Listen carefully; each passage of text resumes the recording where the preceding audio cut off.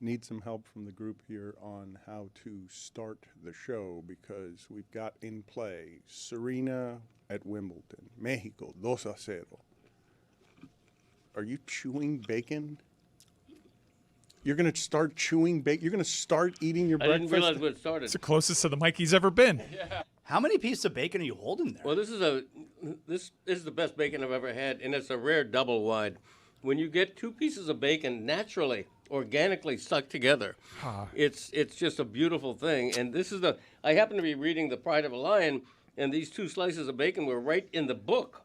Greg, right on page 85. We're not on video right now. That would have been a great visual joke for people to see the bookmark as bacon in your book. Mm-hmm. He's in front of the mic. He's playing to the camera all during a time where it's not at all necessary. Perfect. I mean, I'm bragging about the bacon they have here. I will say it's a beautiful piece of bacon. Greg, the color on that bacon is like a leather couch. It's sublime. The taste, the thickness, it's all right on the mark. I didn't mean to interrupt the show. What were you saying? We have LeBron possibly coming to Miami. We have the Marlins are the best team in baseball in June, mathematically, empirically. I have a blue leather couch. But you know what I mean, a red leather couch. It is a real You know what I'm talking about, Greg, right? Nice burgundy color on the bacon. Oh, my God. I need a new couch. Perfect crunch. Again? Little combination of crunch and chew. Oh, my God. Put it on the poll, please, at Le Batard Show. Do you know any adults out of college who have a blue leather couch? I want to know whether or not anyone in our audience knows someone else who has decided that a married couple who are adults and have a child have decided on the blue leather couch, because I only know one person like that. Yeah. That is, he finished in second place in the recent contest for Dad of Honor. Mike Ryan's the only person I know who's got a blue leather couch. Adult, not in college. It's a good-looking couch. I'm not saying what's going on over here. I'm not saying it's not a good-looking couch. I'm saying blue it's an aggressive choice. I'm not saying it's not a nice couch. I'm not criticizing the couch. Seems like you're criticizing. I'm talking about its rarity. I'm not criticizing the couch. Well, what shade of blue is it? That's the key, because blue, among all the colors, blue can vary from like a light powder sky blue to an almost deep blue, like a sea blue, a burgundy almost. This is a true blue. Wow. Like a Chelsea blue. Put it on the poll, please, at Le Batard Show. Of all the colors, does the blue have the most range of colors? Because I think Cody might have this correct. Yeah. You have light blue, electric blue. Like there's a whole spectrum. The whole spectrum of most colors. Yes, but blue more than most. Blue Thank more you, than Chris. most. Great Yeah. intellect. You've been smarter ever since you were on Pablo Torre Finds Out. It's been amazing to watch. Yes, there is a whole spectrum for colors, but I believe Greg is right when he says more by name in the Crayola box once they go to 64. You can look this up actually. How many blues are in the Crayola box? Because that will at least help us start answering. Depends. The Is it the extendo box? Is it the regular box? Is it the blue box? I made it to 64. It can't be the blue box. There's a whole blue box. They got a whole blue box. There's that proves it. Do they have another box for another color? There are 11 shades of blue in the Crayola 64. I feel like Greg is he's got a burst of energy. It's like the bacon is like a superpower for him. It is. Yeah, it is. You know why? Because I don't eat it every day. Okay, so when I see bacon, it's like a grand prize to me. It feels like I've just hit the lottery, and then I can't stop. Those are my 7th and 8th pieces of bacon this morning. Although when it's a double wide like that, you get to count it as one piece of bacon. Yeah, counts as one.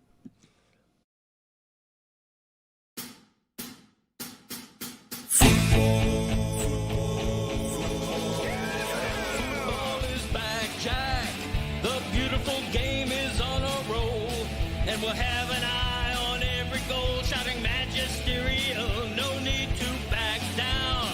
Just park the bus, stop the attack. With the hand of God, put your header back on track.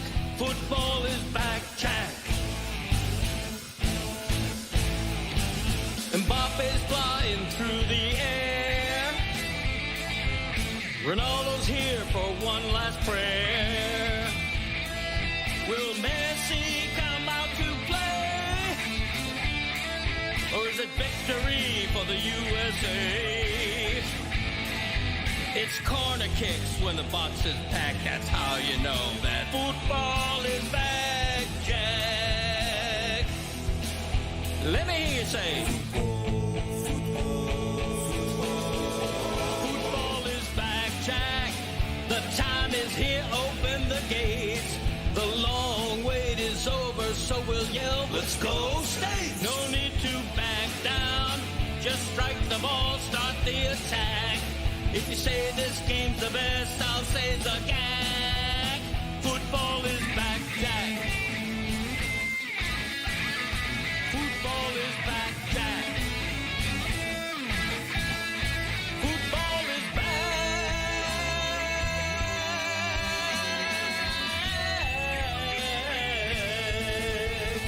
Football is back, Jack. The LeBron thing to Miami is real, and I'm going to tell you why, even as I tell you that some of my information recently out of the Heat organization can be spotty because they're always very private, but also they're not terribly happy with me for a number of different reasons. But in the people that I have contacted, and I realized this last night, all of them are saying, I'll tell you how happy I am on July 6th. And I thought that was because that's when the Giannis thing can go through. It's because they've got a plan around Giannis that's about this year. It's not about 2 years from now. And when LeBron breaks up kind of quietly with his team, a lot of respect there for the Lakers and for Doncic. That's the first time LeBron has left a situation. That's the first time recently with these partnerships that they don't end kind of messy. And then the framing is LeBron tells the Lakers he's going to go elsewhere when they broke up with him, okay? They're allowing him to frame it, but they weren't going to pay him. And when you consider some of the moves and how they're making them, where the Wiggins deal can be traded the way that it's done, you're signing Hardaway, they've got money for LeBron. They're going to have more money than the Warriors to give LeBron. And the biggest thing, the most important thing, it's in the East. That's where all of his success is. Like, I know he won with the Lakers, but what he did for many years in that unprecedented run through the conference, it was always an easy conference, and it's still the easier conference. If you can't get past OKC and the Spurs with Doncic, you're not going to do it with Golden State and a team that's old when you consider that in the playoffs last year when all the players are broken. The oldest guys who got minutes among the top 25 were Tobias Harris and James Harden. Everyone else was under 32. You're not going to win with an old team in today's NBA. They cannot withstand the rigor of this. And I just really think the LeBron to Miami thing is real. It's not just something to talk about. It's not just because LeBron wants the attention. It's one of his options. You're not going to win with an old team in today's NBA, but wouldn't Miami become an old team? Yes, they'd be old, but their centerpiece is 31, not Steph Curry's age. Yes, Miami is an old team. Like, Miami is already an old team with all of the things they're doing. They've gone from a young team, an old team. But what I'm telling you about that as the blueprint, it's for right now. Not 2 years from now, not 3 years from now. It's an old team to win the whole thing right now. I spent a lot of time on this yesterday, and I was a little bit disappointed in myself that I was essentially fooled, or I fooled myself a couple of days ago when the Andrew Wiggins extension came out. And, 3 years, $64 million. I'll actually, let me back up for a second. If you're trying to look at teams who think that they have a shot at LeBron James, well, it's easy to point at the Warriors, right? Because Draymond Green opted out, and that's going to give them a chance to spread a little bit of money out. They're the betting favorite. They're the overwhelming betting favorite to get LeBron. So, hey, they must know something, right? They are positioning themselves to have a chance at signing LeBron. It's not going to be for a lot of money, all right? But Draymond gave them some flexibility. And when the Heat signed Andrew Wiggins to the extension, I was like, 3 years, $64 million. Nice. He's saving them about $9 million a year. They're going to be able to bring back Norman Powell. No. That's not actually what happened. Andrew Wiggins opted in to the last year of the deal for $30 million, saving the Heat no money this year. And it's an extension of 2 years after that for $17 million per. Why did he do that? Well, if we're talking about a trade, a sign and trade, a player like Wiggins, who the Lakers can use. I will never believe that LeBron is going to take any type of $6 million contract until I see it. But $30 million, when you're trading Andrew Wiggins' salary for LeBron will take $30 million, and it becomes very attractive, Dan, for the Lakers when Wiggins' salary next year drops to 17. It's one thing with Wiggins, though, but what I'm telling you about how these architects do things, Ellisberg more than anybody, okay? The Giannis thing is a single piece, and once that's locked in, they have a splayed-out plan around him that is immediate. It's not to – look, Pat Riley's in his 80s, man, and he is notoriously impatient. This is not a person who has much tolerance and at very many points in his career has played with the young people he played with the last couple of years who netted him nothing in the way of real results. He does not trust young players. He didn't trust them as a coach. He does not trust them as a general manager and president. He wants to win with old veterans who have seen a little bit of everything. And I'm telling you, LeBron to Miami is real. And it's at least in part because there aren't a lot of other real competitors. Why would he go to Minnesota? Why would he go play with Lonzo? Why would he go play with Lonzo Ball and Anthony Edwards? I'm sorry, LaMelo Ball.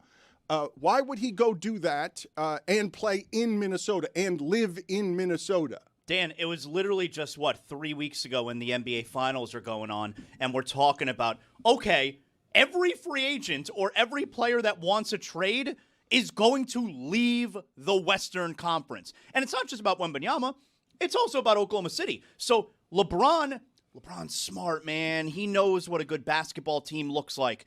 LeBron thinks that going to Golden State and teaming up with Steph Curry, who played just 40 games this past year, and Draymond Green, and Jimmy Butler, who's not available until March, that team is beating Oklahoma City or San Antonio? No, but more to the point, okay, what he has just seen and learned at the end of his career in Los Angeles with Luka Doncic at his side is defense is really important. And where do you get it? Here.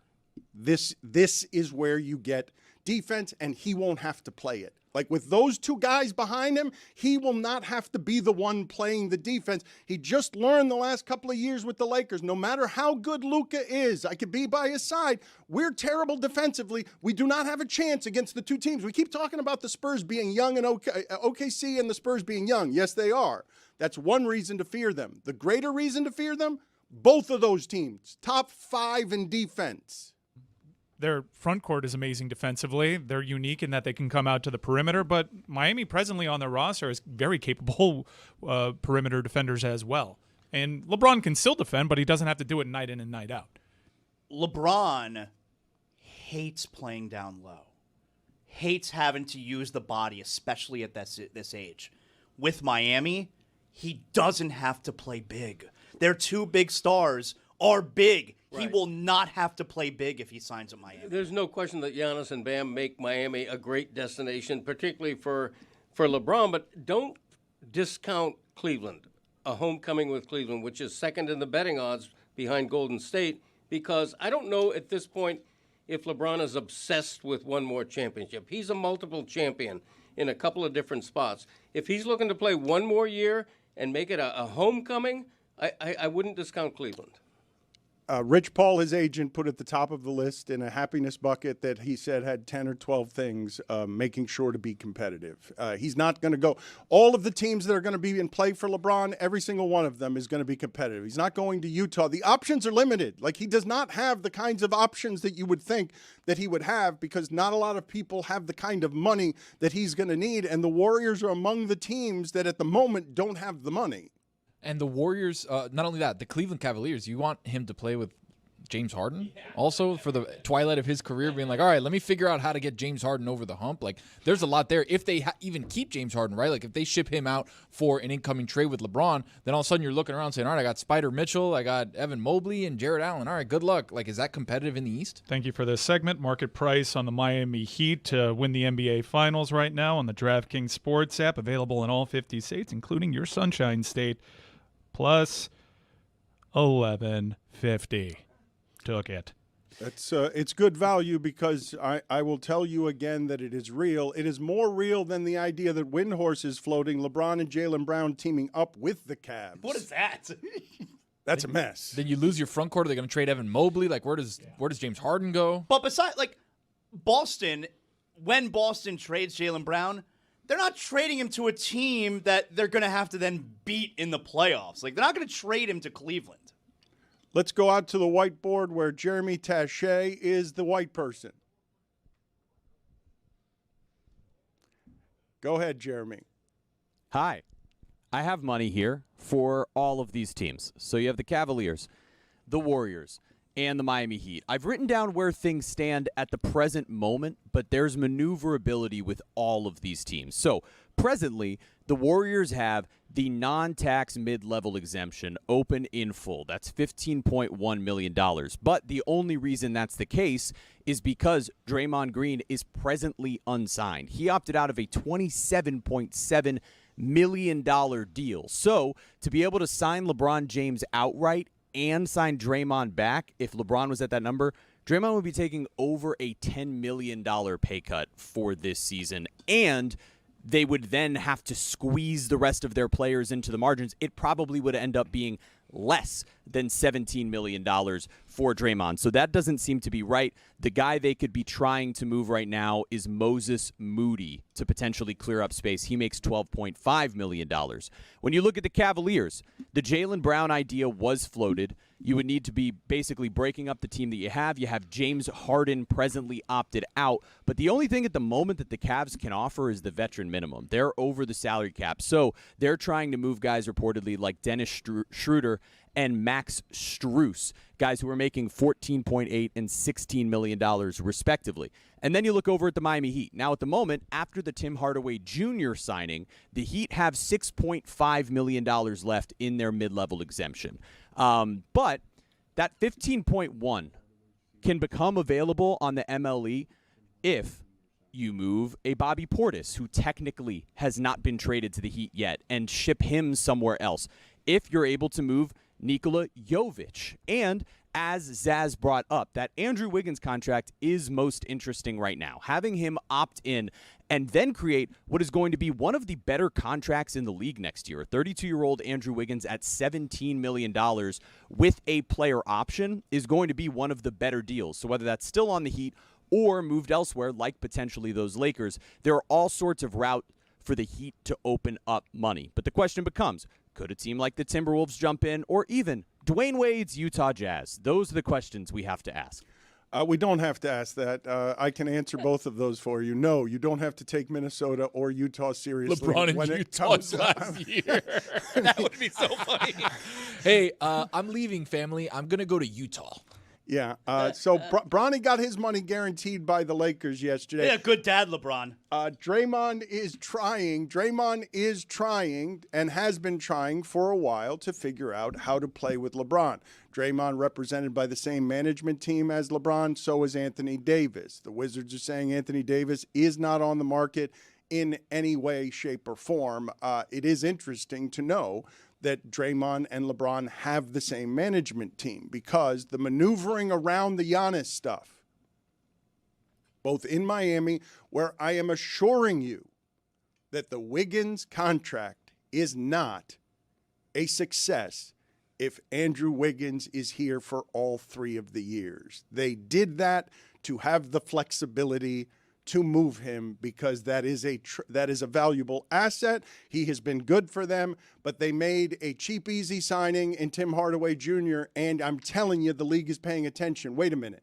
Giannis is going to go eat at the rim, and I can just shoot threes? So Tim Hardaway's got a 1-year deal, and he's saying, no, I was really good in Denver. I've become a really good three-point shooter. I'll never wear my father's number in Miami, because he's already told Udonis Haslem and Mike Miller that his kid ain't wearing his number. Would you like to see your son in the Heat jersey? Do you think it happens before he retires? I've been trying to get him in the Heat jersey, and he will not be wearing my number if he gets on the Heat team. He will not be wearing my number. Do you understand me? That number is never coming down. You are not going to wear agree. my jersey. I agree. You see how I walk now? It hurts when I walk. That's why my jersey's Right, out that's there. why my jersey's I out. earned that jersey. You are not going to wear my jersey. Then my wife be like, well, why not? Because he's not. That is not a dad of honor. It's just not a dad of honor. What do you think of that? You're a selfish dad, Greg. Sure I am. What are your thoughts on holding back your sons? Like, it would be great if they took the number out of the rafters and draped Tim Hardaway Jr. in the Giant jersey. I love Tim's attitude, and Tim Sr. is who I mean. He's being truthful. He earned that number. He earned the rafters. His son's had a nice career. He's played in the league like 12 years. He's a good sixth man. I think he's a good signing for the Heat, particularly if they lose Portis. Good three-point shooter, but he's not Tim Hardaway, the dad. And I love the fact that he's not just playing nice and saying, yeah, I'd love him to have my number. No, nobody's going to get my number because it's way up there. I hate when players, they ask the retired jersey guy, can I have your number? No. Yeah. It's retired. That's what that means. Yes. All right, put it on the poll at Le Batard Show. If your jersey were retired, would you let your son wear it? Yes or no is the question. I just posed the question to the Dad of Honor last night. Las Rosas has a big semi-annual award where they give a Dad of Honor his honors for being a dad. And here you see a shocked and altered Zaslow out very late at 5 p.m. and out past his bedtime. What are you in the Blue Man Group? What is this? They dyed you blue in there? And that trophy is very small. The Dad of Honor trophy it doesn't seem like it's very large. Do you have it? No, I left it there. I left it there because I want everybody who shows up to Las Rosas to remember, what happened that night, and that was me giving that award. It's on proud. It's on proud display. Yeah, that's right. All of you are with Tim Hardaway Sr. on this. This is a funny repeat question we used to always ask on Highly Questionable.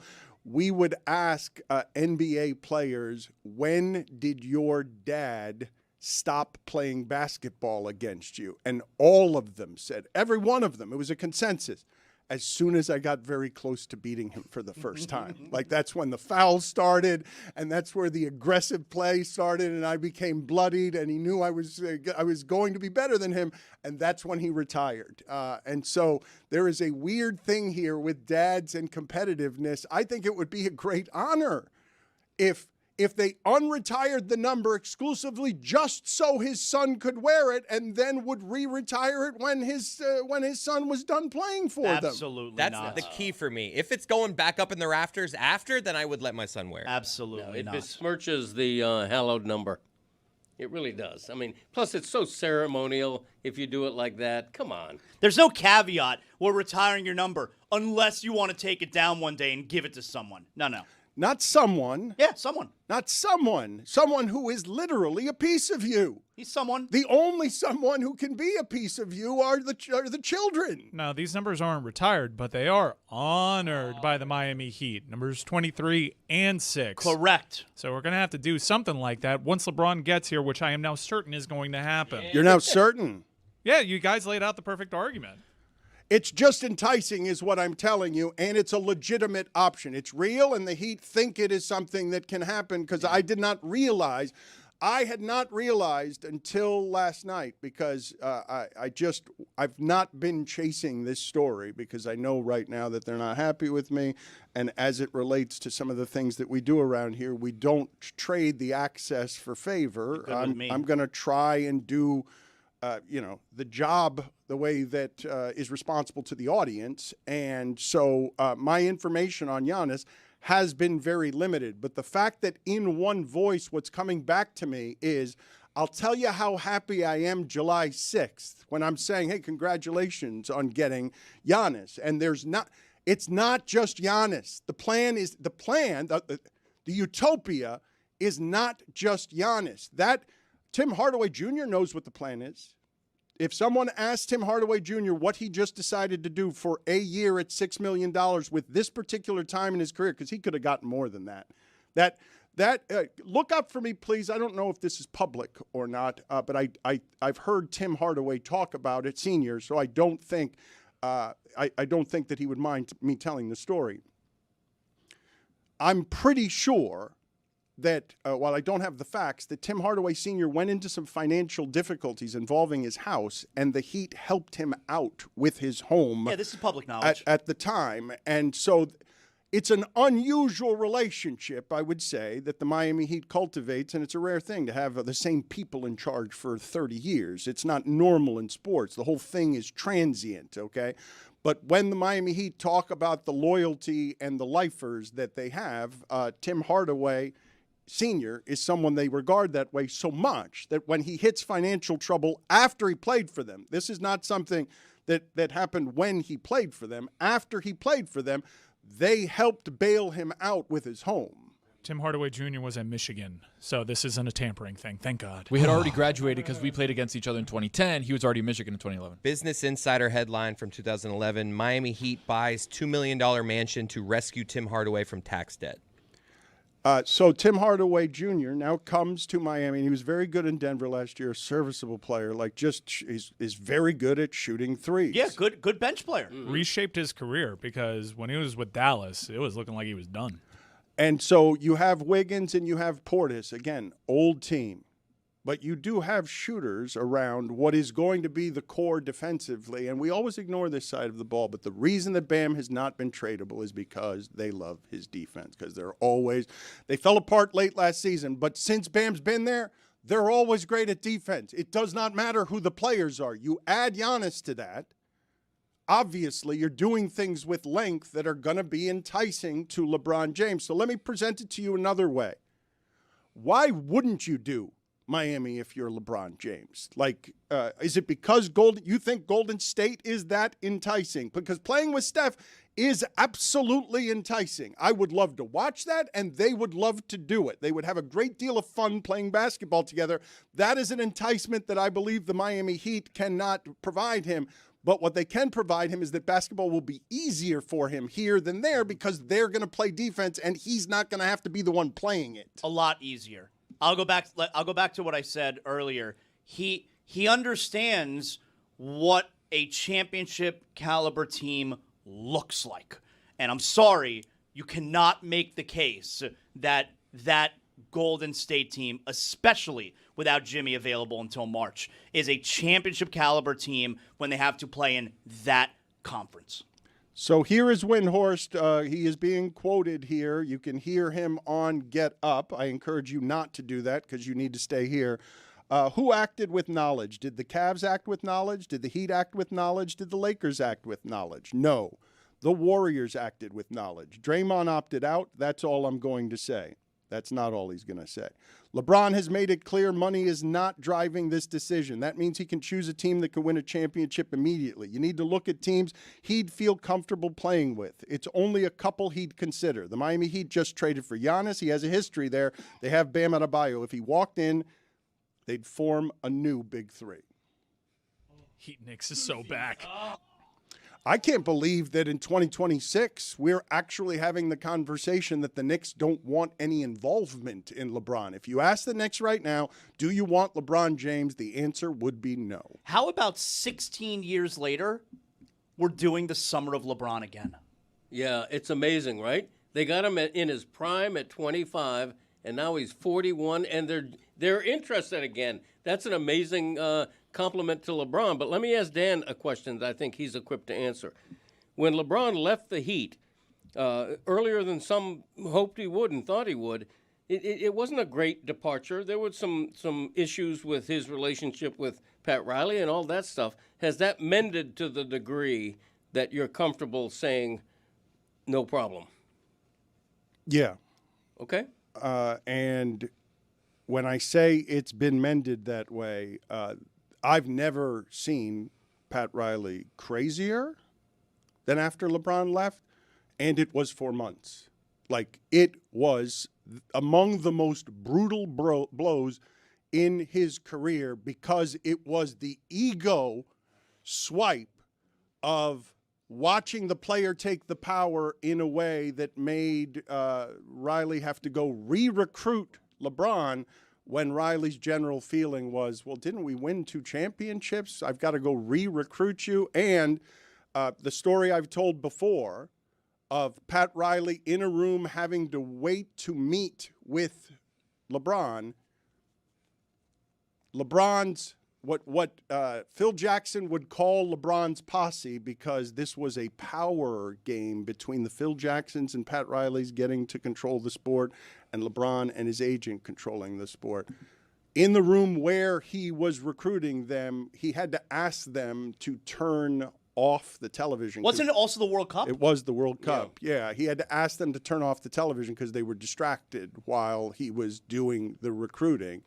And like all of that ended up being publicly humiliating, because we have the pictures of Pat Riley and Andy Ellisberg at a sad Las Vegas blackjack table waiting to meet with LeBron as everyone's wondering what he's going to do, and Wade is flying all around him. It is amazing that we're doing this with the oldest player in the league all these years later, but also amazing, like it to me, it is crazy that LeBron still can dominate a free agent conversation at this age. Oh, he loves it. No, I know he loves it, but he's gotten very good at it. And the fact that he can do it in the middle of the World Cup and still be of interest, and it feels like Golden State, it seemed to me when the news broke, LeBron tells Lakers he'll be playing elsewhere next season.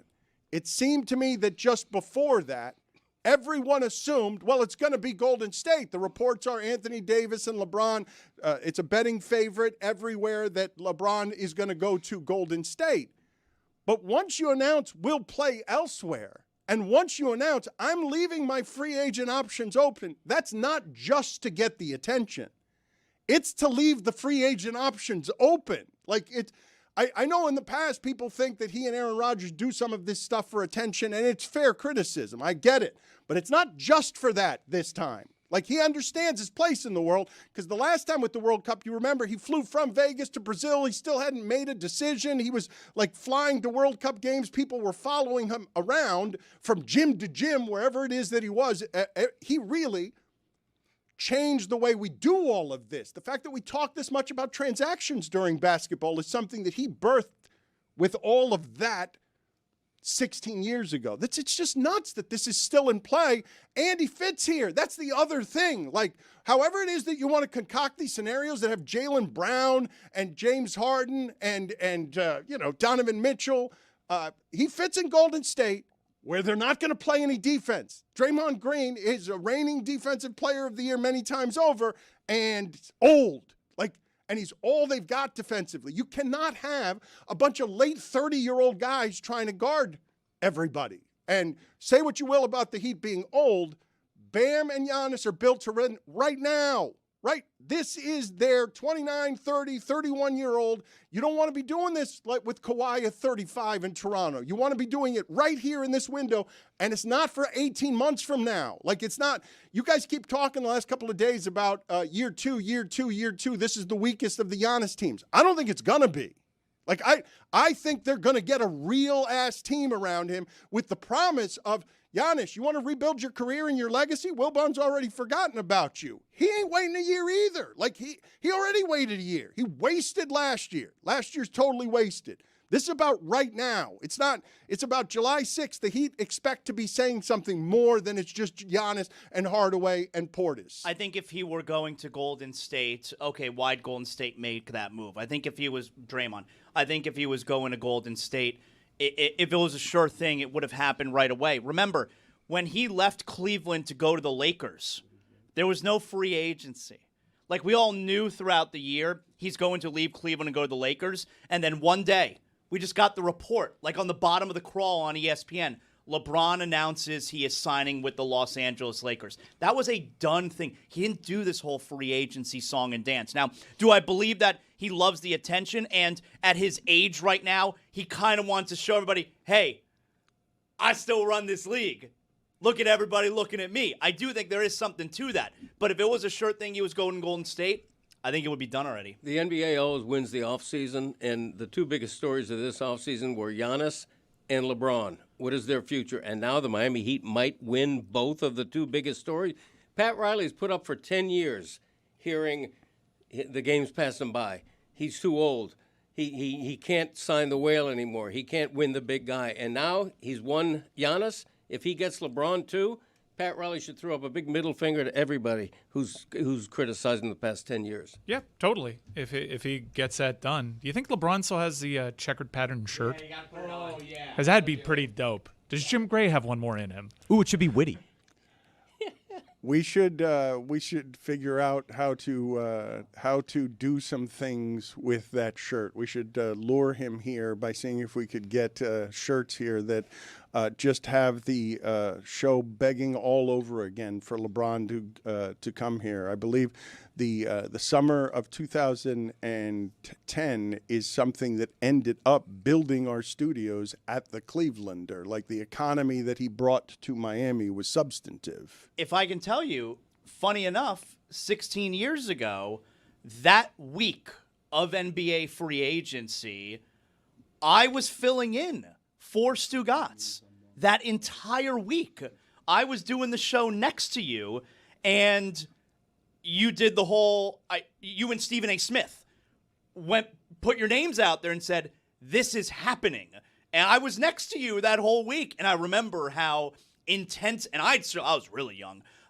Greg, I was very young. Right. And I remember how intense those shows were because it was like, holy shit, you, Stephen A., you're putting your names out there for something that is really, really massive, and how exciting it was that this was potentially going to happen. That's as scared as I've ever been giving a report, and it's as scared as Stephen A. Smith has ever been giving a report, and he also said afterward, I will never do that again. He was so scared because the information was locked down. This organization is really private, and there was just so much misinformation. So many people were getting it wrong, and no one thought at any point, really, no one thought, because I remember doing this show with Wilbon and Kornheiser and Bill Simmons, and we did like a free agency special, and the idea that I was putting Bosh, Wade, and LeBron together, they laughed out of the room. Like they said it was a stupidity, and everyone thought that because they didn't think that any three stars like that would team up.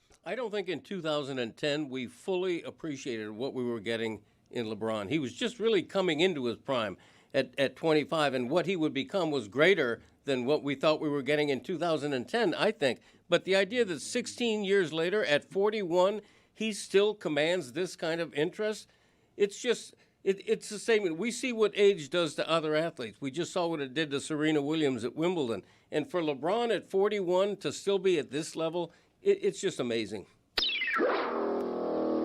Shams Charania has tweeted free agent Norman Powell has agreed to a 2-year, $45 million deal with the Chicago Bulls.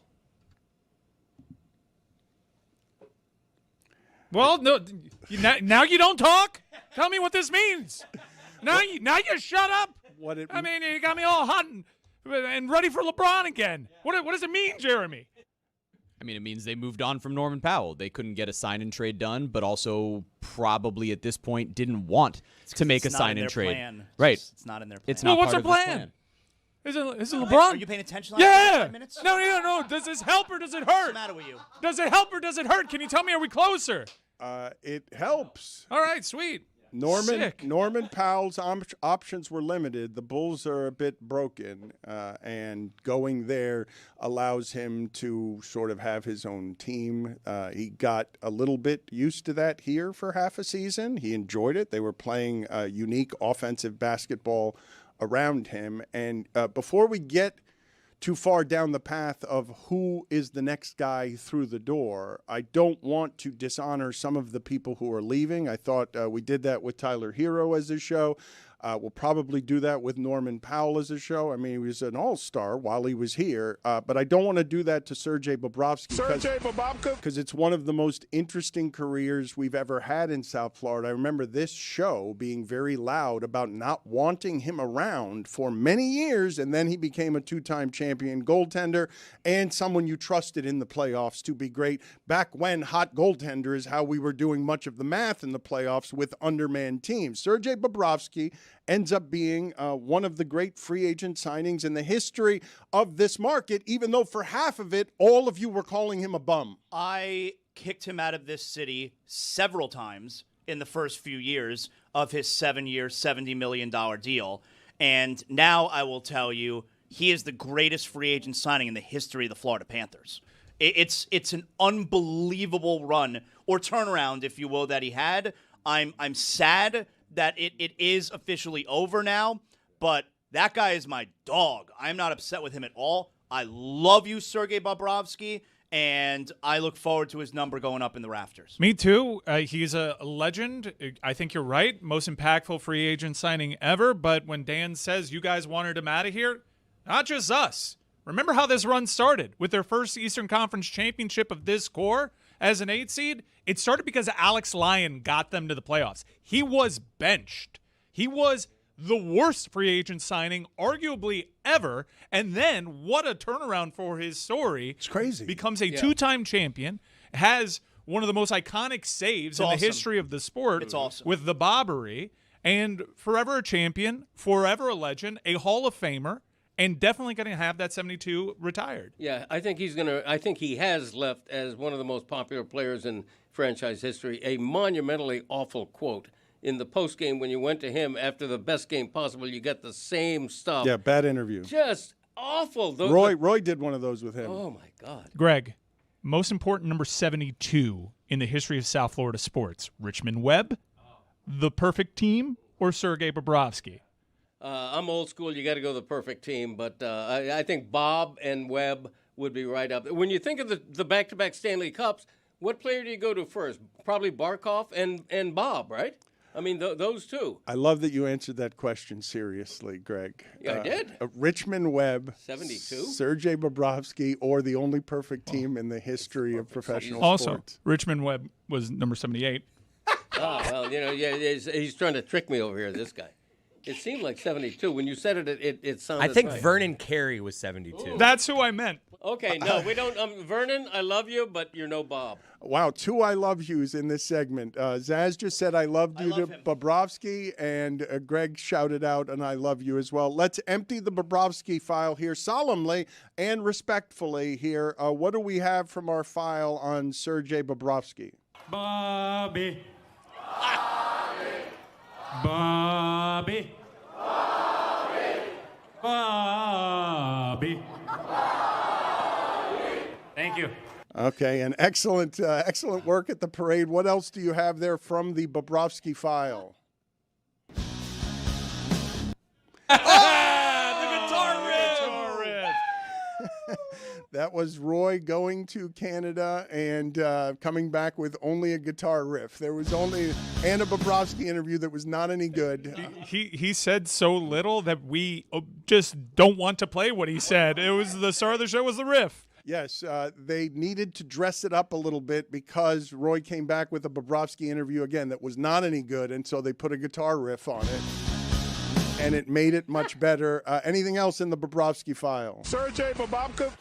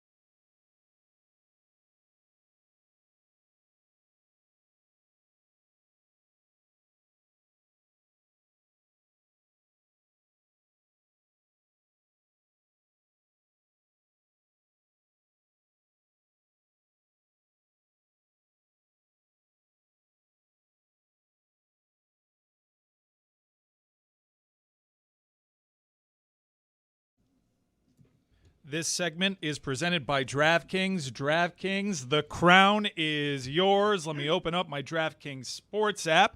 Check my trades, my activity right now. The most recent trade I made, Miami Heat to win the NBA championship. But I scroll down and I see some anytime goal scorer picks. And if you subscribe to me on Instagram, you know it was a very good day yesterday. Thank you very much, France. Games like that don't come often. We crushed it. They're going to run over everybody, Mike. They have a pretty easy path. So good. And I say games like that don't come very often in terms of like a player prop situation. It's coming again against Paraguay. But I have some anytime goal scorer picks for today. Earlier match, Jude Bellingham. That Congo midfield, they get stretched often. They have the athleticism to make up some of that ground. But Jude Bellingham, for my money, outside of, we got to see if he can match what Mbappe did yesterday. It was just dynamite. But Jude Bellingham has been one of the more complete, better players of this tournament so far. Entering yesterday, he would have been my pick for the Golden Ball. Now that is heavily dependent on England making a deep run. But I'm going Jude Bellingham to score anytime. I'm also going with Harry Kane anytime to score. And in the U.S. men's national team match tonight against Bosnia and Herzegovina, Flo Balogun anytime. Those are my picks. DraftKings Sports is available in all 50 states.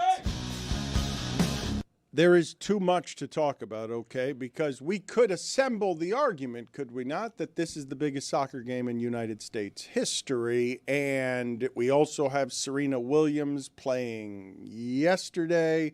We have Mexico going crazy. And if we get Mexico, England, good God, are you kidding me? In Mexico? Like, that is going to be an insanity if you saw what was happening in Mexico yesterday. I was going to say, Dan, did you watch the celebrations? We have it on the screen right now. If you're not watching, go watch it on YouTube. It is insane. It looks Holy like Jesus. It looks like they won the World Cup. Mexico hadn't gotten this far in 4 decades. They love their soccer, and I want to get to that, and we will get to that.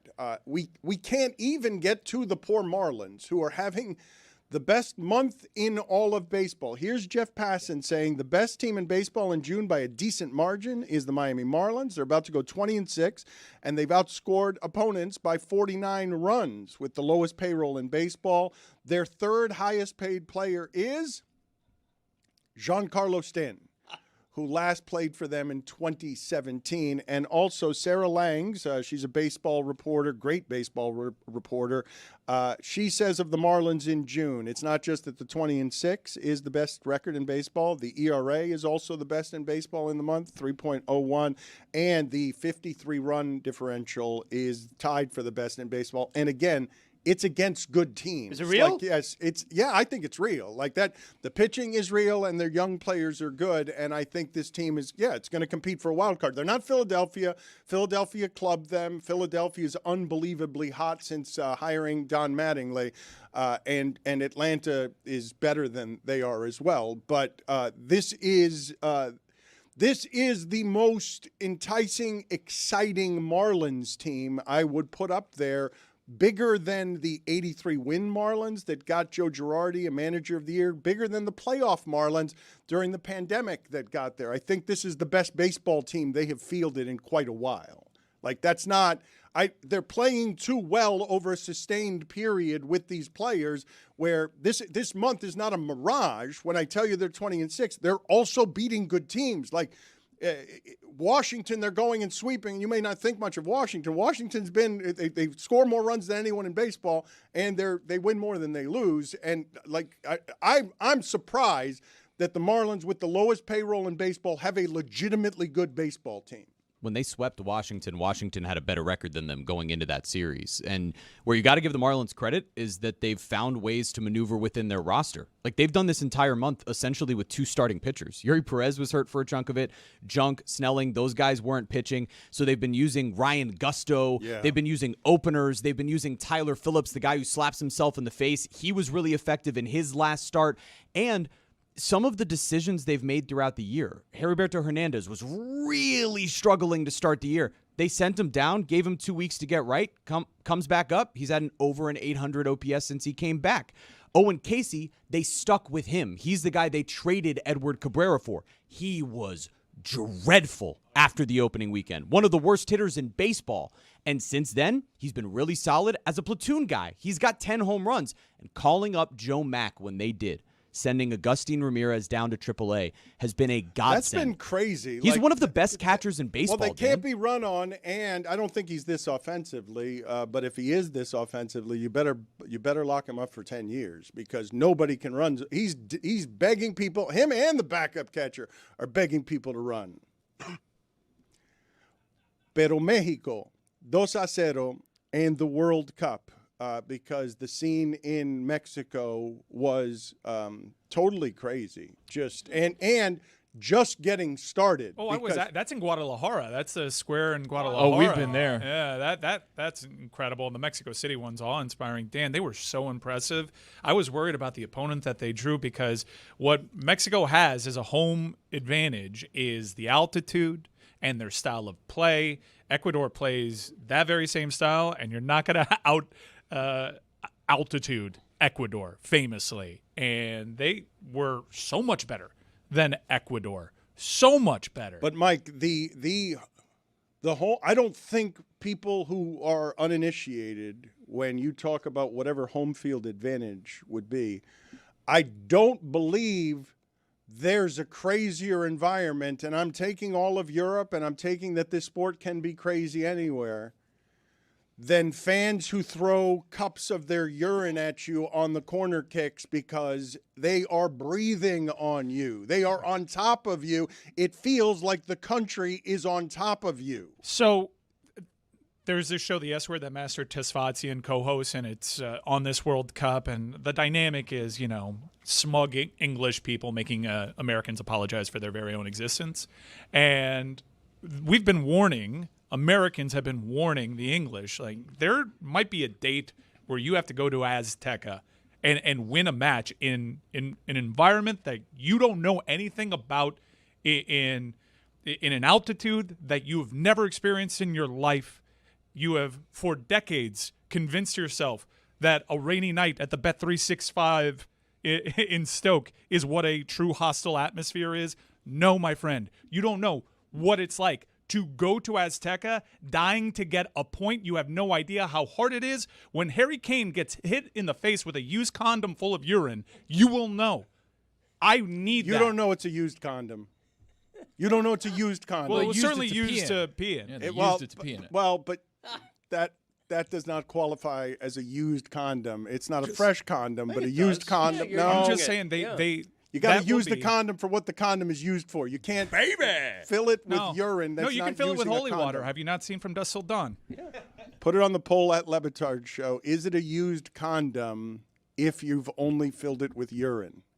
That's a poll I never thought we'd put up.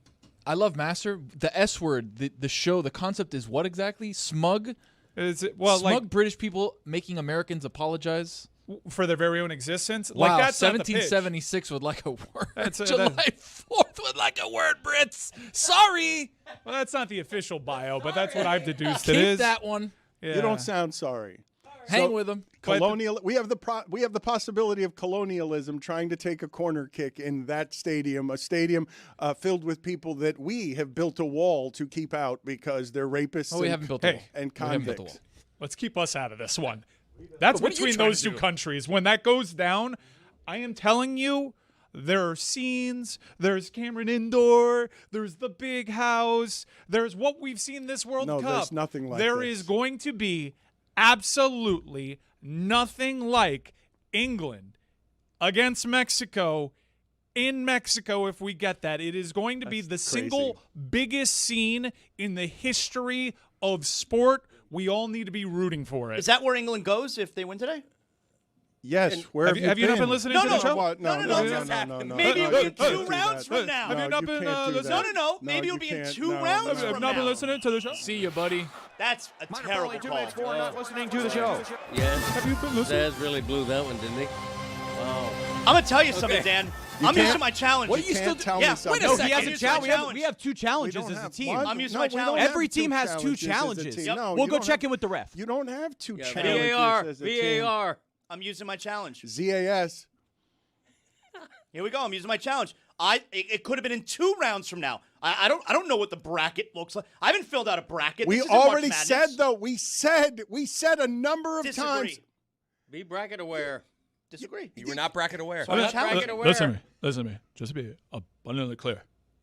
If England wins, they go to Mexico City and they play Mexico. Who? What's that voice? That's your very stupid voice. That's me? Yeah, it's just a stupid voice. I would work on that. You don't have to be bracket aware. You just have to be listening to our show where we said Dr. Congo. You were listening when you made your Dr. Congo joke. You were there. You were in the middle of the conversation. If someone's a doctor, you better call me doctor. No, but it was in the conversation where you weren't listening because you were going to make the joke where Mike is saying you need to root for Dr. Congo to lose today so that then the next round we get England and Mexico and you're like, oh yeah, Dr. Congo. Like, so in that conversation right there where you had the joke is where you were informed. Challenge is rejected. Minor penalty, 2 minutes for not listening to the show. Afuera!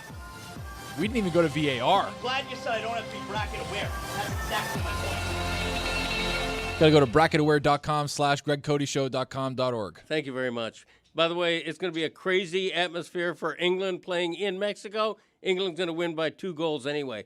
But I want to say this about the Mexican fans. They're not just in Mexico. Catch your breath. When the U.S. team has played in L.A., it's been like a road game for the U.S. national team in L.A. No, it hasn't. Yes, it has. No, it hasn't. Their crowd against Paraguay was incredible in Los Angeles. I'm talking about when the U.S. plays all right. Mexico Historically against in LA. Mexico. Yeah. Historically, but I will say this is where capitalism has really calcified us.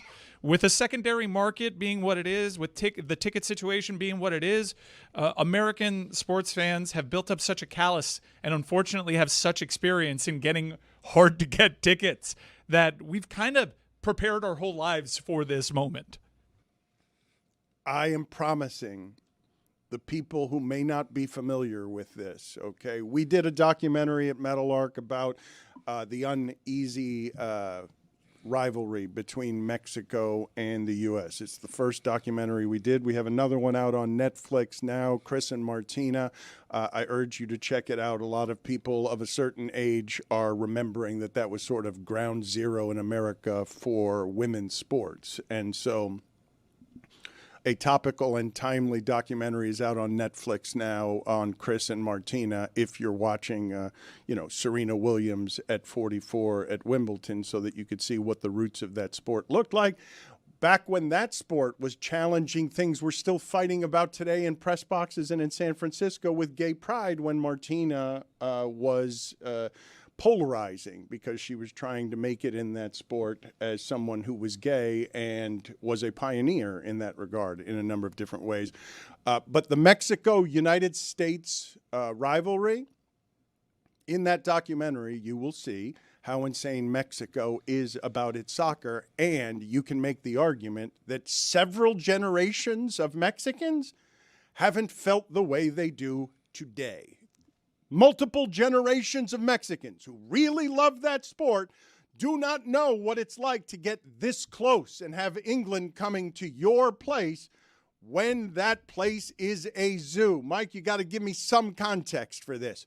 Where else can I go in the world? Because Europe has no shortage of insane places, and hooliganism is not something that's that far in the past. There are plenty of insane, dangerous places to play soccer in the world.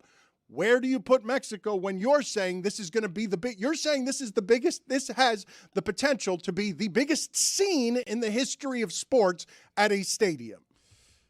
Terms of hostile atmospheres. I mean, FIFA has tried, CONCACAF has tried, every governing body has tried and failed to stop the homophobic chant that they do. In terms of, this is violent. This is hard to get to the stadium. Yeah, you have like some club soccer teams that, man, you don't want to mess with their supporters. But on the international stage, nothing like Mexico. And people in Europe kind of look down on us because we're not a proper soccer nation. But I can look at them. I know what I'm talking about when it comes to soccer. I've seen all these international matches. I know all the hostile atmospheres. I will stack Azteca Stadium in a meaningful match as the most hostile atmosphere up against anything in the world in sports. It is impossible. This is decades running, trying to go to that stadium and come away with a point. It doesn't happen, folks. And yes, that's the United States, right? But England doesn't know anything about that. They famously fold. Dude, Saka crapped his pants in Wembley Stadium. What is he going to do when he goes to Azteca? What do you guys think of this here? When you think of in all of sports in America, okay, when you think of famously hostile environments, I'm giving you all of sports. I think college football does this a little better than most, and I think LSU is viewed, because Cajuns are drinking all day, as one kind of thing. Okay, this is Mexicans drinking all month. Like, this is loaded up on tequila, waiting for this day for decades. Like, whatever you think LSU football is, and I don't know what you put at the top of the class of hardest places to play because of just insanity around you, and up to and including getting to the stadium. Like, problems for your bus, you're going to need police help. It's all scary. If you think the Germans were indeed scared to take penalty kicks because the world is on their shoulders, here it feels like it's hot tequila breath on your neck and they're throwing urine. And the story going into it, the story around this English team, Dan, is they have a ton of talent. They're one of the more talented sides in the world. But they're missing the guts. They're missing the heart. They're missing the mental fortitude. So if they actually go into Azteca and they come out with a result, guys, England is winning this World Cup. Not against France. Nobody's beating France. No. What this English team is missing is the moxie to go into a tough situation. I'm not even talking about like an environment. I'm talking about, man, this is stress. We got the weight of our own crest on our hearts. This is hard. Are we mentally strong enough to overcome that? That has been the deal with England. This is as talented a generation as they've had. They've been really good for a while, and they've fallen short. Even when they hosted a final against Italy, they fell short because of the weight of expectations and the pressure of that moment. Now you got to take that to a host nation, and that host nation is Mexico, playing the style they do in front of their own fans. Man, the storylines, endless. You're rooting against Dr. Congo. Yes. I need England, Mexico, in Mexico City. That is going to be the craziest scene in the history of sports. England's a better team. Doesn't matter. You're talking about everything that surrounds the pitch. Doesn't matter. Talking about it doesn't matter. No, it doesn't matter who the better team is, especially against a host nation. Italy was better than South Korea in 2002. Spain was better than South Korea in 2002. Spain was much better than Russia. This is so great, though. These people waiting this long for this is just really, really fun. Before we go any further, though, and I've been remiss in not handling this earlier, Greg, please help me. We have a crime scene in the eating area. Uh-oh. And I saw it when I walked out there, and we've got a bunch of Wolverines around here, people who have not been trained how to eat properly, how to use the bathroom properly.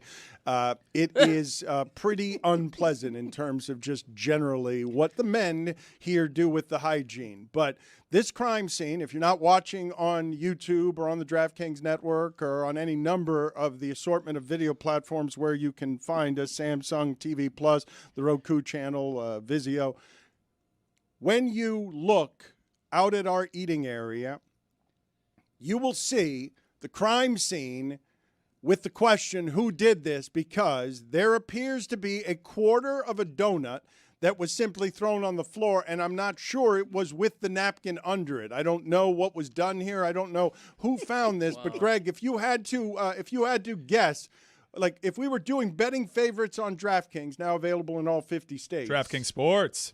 If you were taking favorites on who is most likely to have just, like, that's not near a garbage can. Right. Look at how far from anything that would be a garbage can that is. It's at least 10 feet on a wooden floor. So I do have some info on this. Earlier I was getting some water and they said somebody did this. What they did is they took a knife and then they cut a piece of the donut until it got to that little, morsel that you see there, and didn't eat the little morsel. So they ate everything else around it, but not that. So somebody put it there and was like, all right, who did this? I apologize. What? I dropped the donut. I had to get in the studio. I was in a hurry. Do I pick it up? Do I keep Dan Way? He's going to yell at me. You're a minute late. I apologize.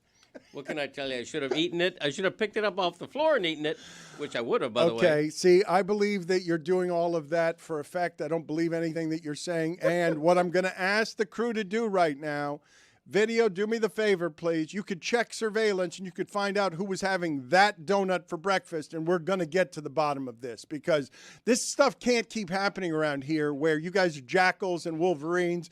You guys saw we have a new HR person. We have somebody around here who's making sure that this is an environment that isn't run by apes and hyenas and honey badgers, and we can't have pieces of a donut on the floor, just thrown on the floor because nobody knows how to use a garbage can. Well, you know how it is, Dan, right? Like, you don't want the whole donut, so you get a knife, you cut half the donut. You're like, I'll eat half the donut. Put it on the poll at Le Batard Show. Are you an animal if you're using a knife and fork on a donut?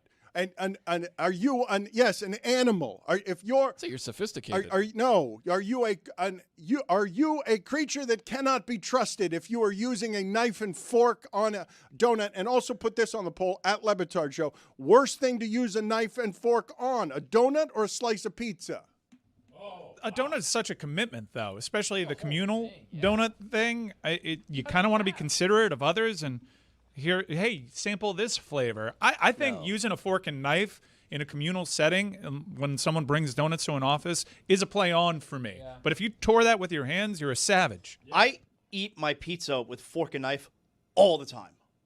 All the time. 2 reasons. Number one, my pizza slice of preference is Sicilian, all right? And there's nothing wrong with having a slice of Sicilian with fork and knife. Number two, if the slice of pizza is really hot, I don't want the cheese dripping everywhere or have the cheese burn the roof of my mouth. You know about that burnt roof of the mouth, Dan? So I will use a fork and knife plenty with my pizza. It also depends on the size of the pizza. If you get one of those giant slices, no, you got to use that. I'll make an exception for Sicilian, no others. Oh, man. No others. Hot pizza needs to be in there, too. Sicilian's the thinnest of them all. Sicilian's thick as hell. You have no idea what you're talking about. No, I thought Sicilian was the Italian like style. No, that's Chicago deep dish. That's Roman deep dish. style. That right there, that's Detroit style. I've always called that Sicilian as well, though. What? Since childhood, I have always called that style of pizza there that is thick and crusty. Thick. I've referred to that as Sicilian. So let's put it on the poll, see if Mike has this right at Le Batard Show. Sicilian pizza, thick or thin?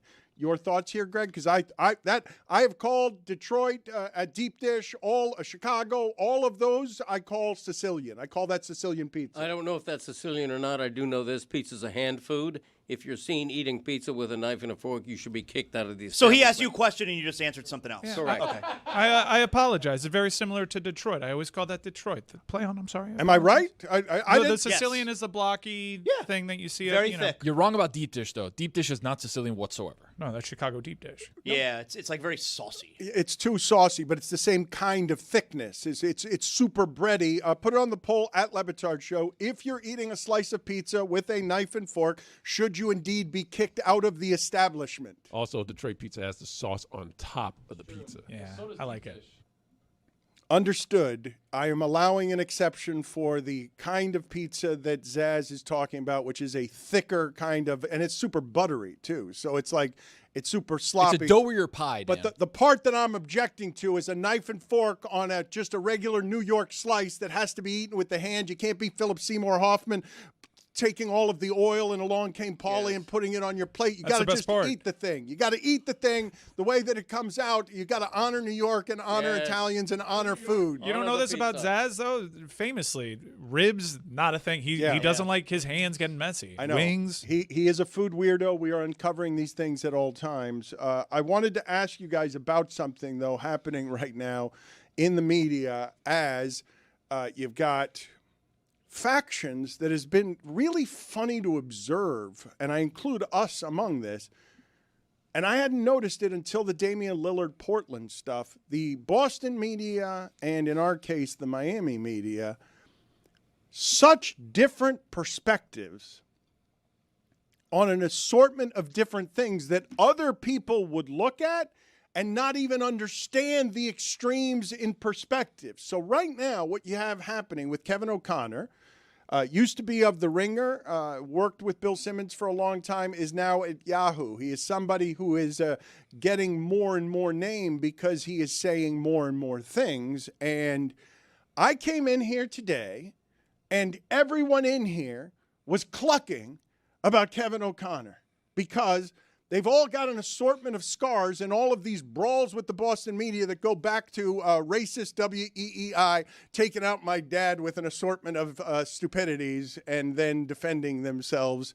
And we've been fighting with Boston ever since in some shape or form around here. But what's the issue with Kevin O'Connor? Because what's happening now that you guys are so mad and you're making Kevin O'Connor the face for the media when he's not the face for the media. He works for Yahoo, used to work at The Ringer, and he's getting better at saying things. Yeah, so I just find it ironic here because Kevin O'Connor, who, like you mentioned, is one of the media, one of the NBA guys out there. He's out there, and he I guess he has a show on YouTube. He has his own show, and he thinks there's this big conspiracy. See, this is funny, right? He thinks there's this big conspiracy against Jaylen Brown and the Boston Celtics. Give this a listen. All I know is that the whole Jaylen Brown situation with basically every media member pooing on Jaylen Brown out there right now, every executive I talk to pooing on Jaylen Brown right now, it feels very coordinated to me. Yeah. It all does. To try to drive down the price on a guy who just had an unbelievable regular season, 6th in MVP voting, dragged the roster without Jason Tatum to 56 wins, the 2 seed in the East, is a former Finals MVP, has gotten better every season of his career, even after winning that Finals MVP. I don't really buy that these teams don't want Jaylen Brown. I don't buy that the Clippers don't want Jaylen Brown. I don't buy that the Blazers don't want Jaylen Brown. I think it's crazy talk to me. I think it's just negotiating through the media is all this is. Well, personally. Isn't that interesting, Dan?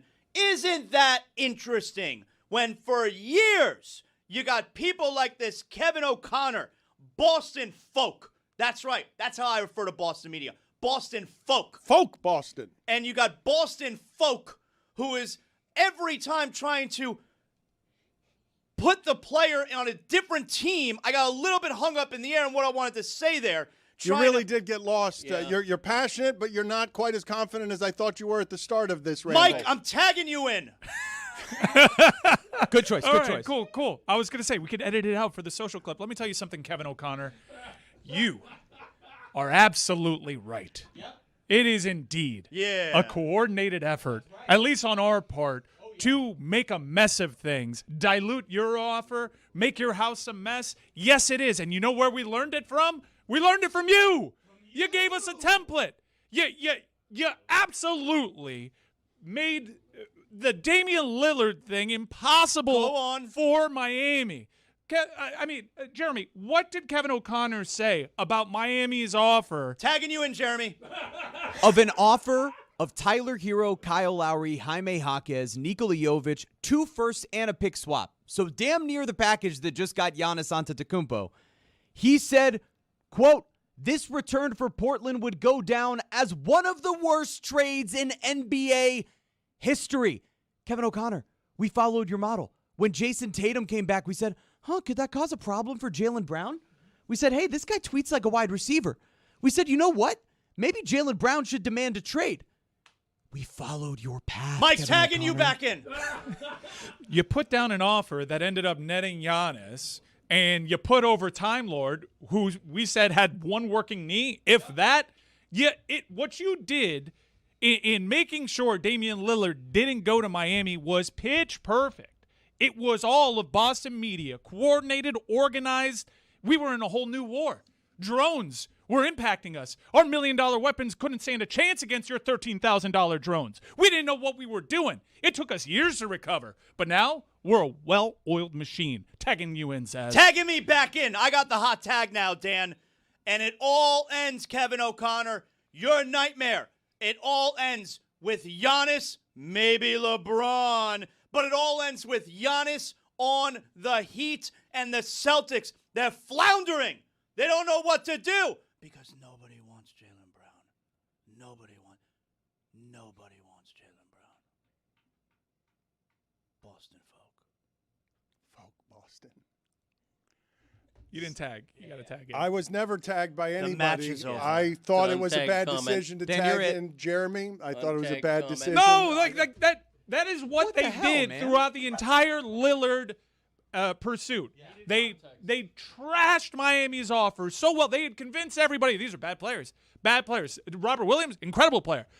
Bad players on Miami, one of the worst trade offers ever. And it was because the Miami Heat made an NBA Finals, made 2, with a player not as good as Damian Lillard, and they all knew what would have happened to the Eastern Conference had Damian Lillard gone to the Miami Heat and stayed healthy. Ended up being a bad trade. But it was incredible how well they coordinated that effort. Tagging you in, Greg. Yep, good. You're tagged in. Yeah. One last thing about Kevin O'Connor. Or is it O'Connell? O'Connor. He had 2 think the other guy was in Entourage. He had 2 guitars on the wall in the background. Doesn't even play the instrument. He's a fraud. You don't know that. I know that. How I've do you know researched that? it. You don't know He's that. a fraud. You didn't know whether he was O'Connor or O'Connell. Kevin O'Fraud. Okay, O'Fraudle. Very good. That's right.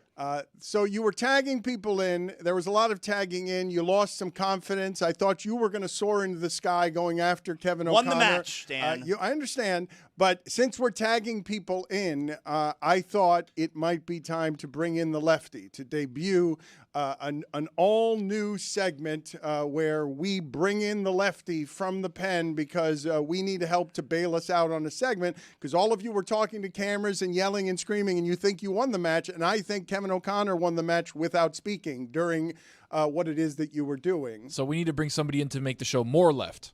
Yes, that is correct. Let's bring in the lefty. Call in the lefty. I'll be back.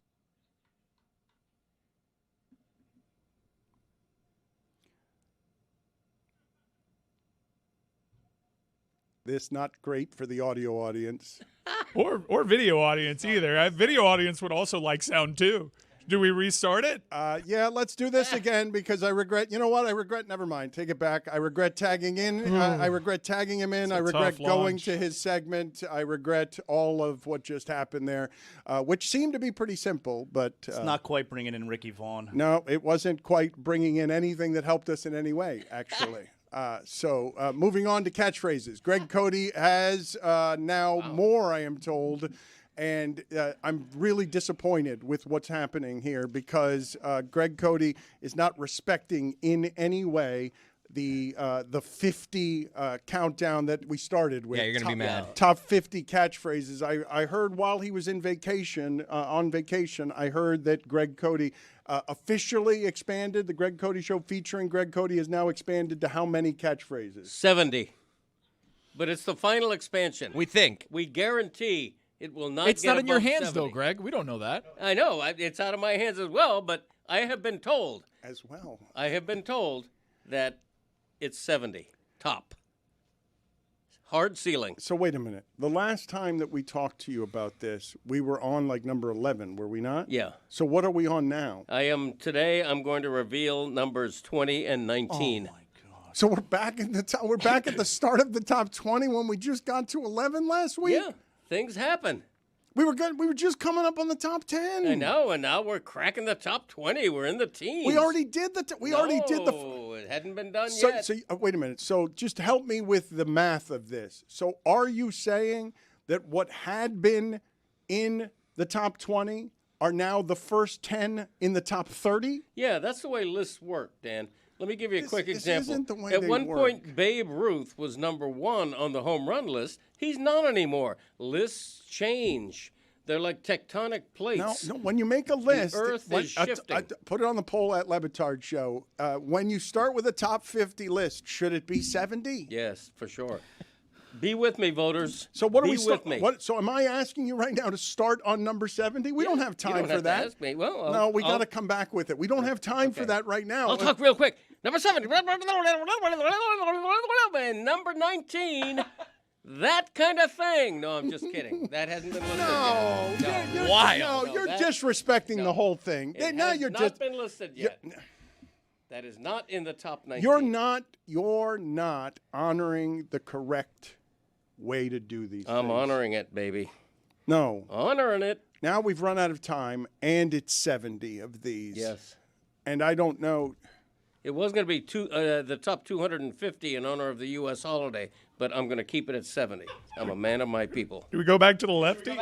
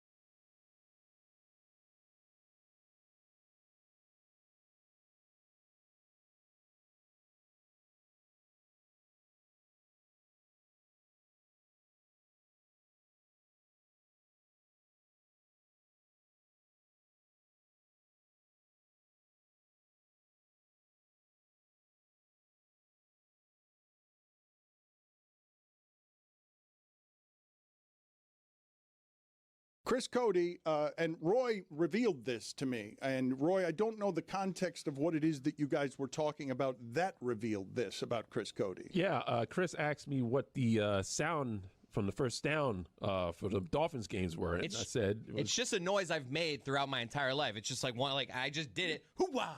Yeah. And to me, that's another Miami Dolphins first down. Well, let's find out. Let's find out if your dad knows, because he's not a real moviegoer. Instead of impersonating the sound, do you have the actual sound? Greg Cody, do you know who's making this sound? Hoo-ah! I do. Clark Gable. Come on.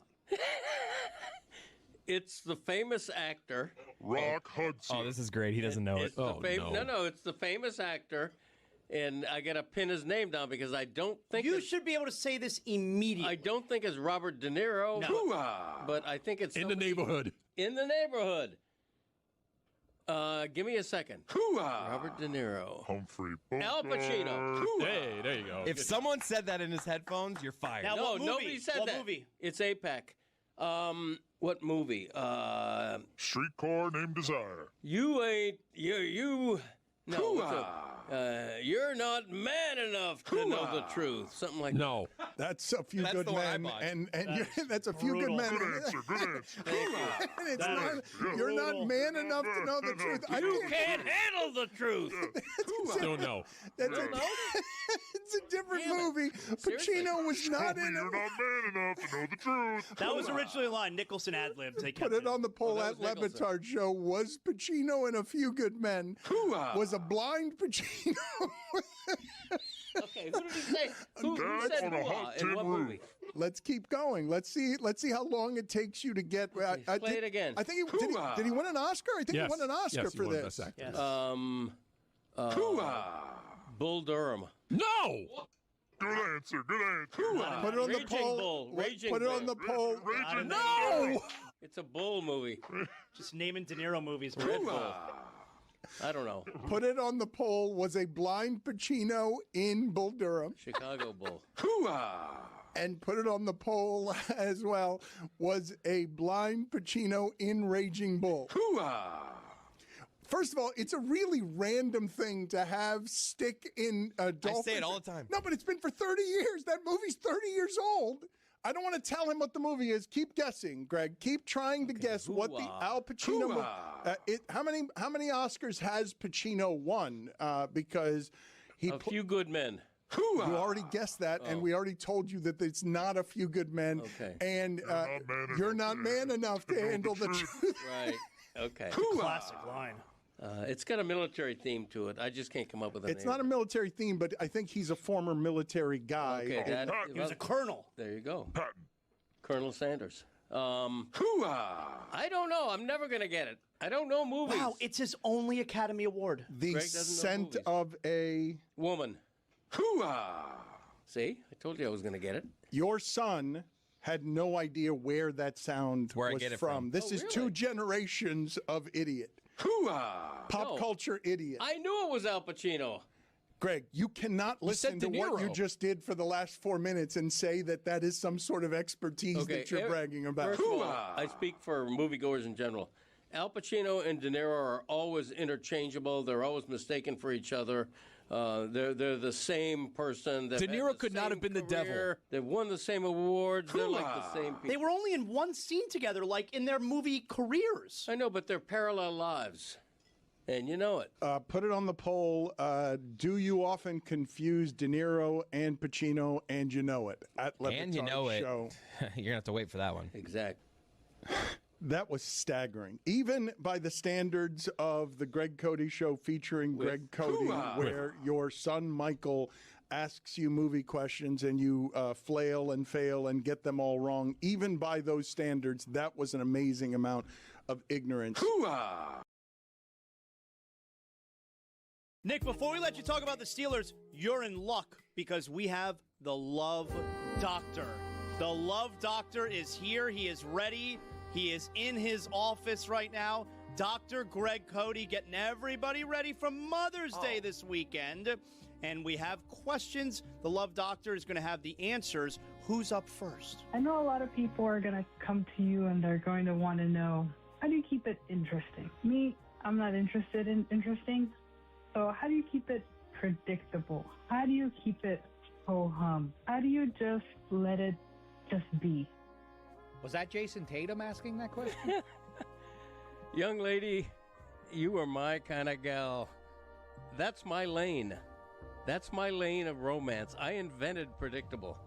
Nobody has perfected the art of dull routine like yours truly. As a matter of fact,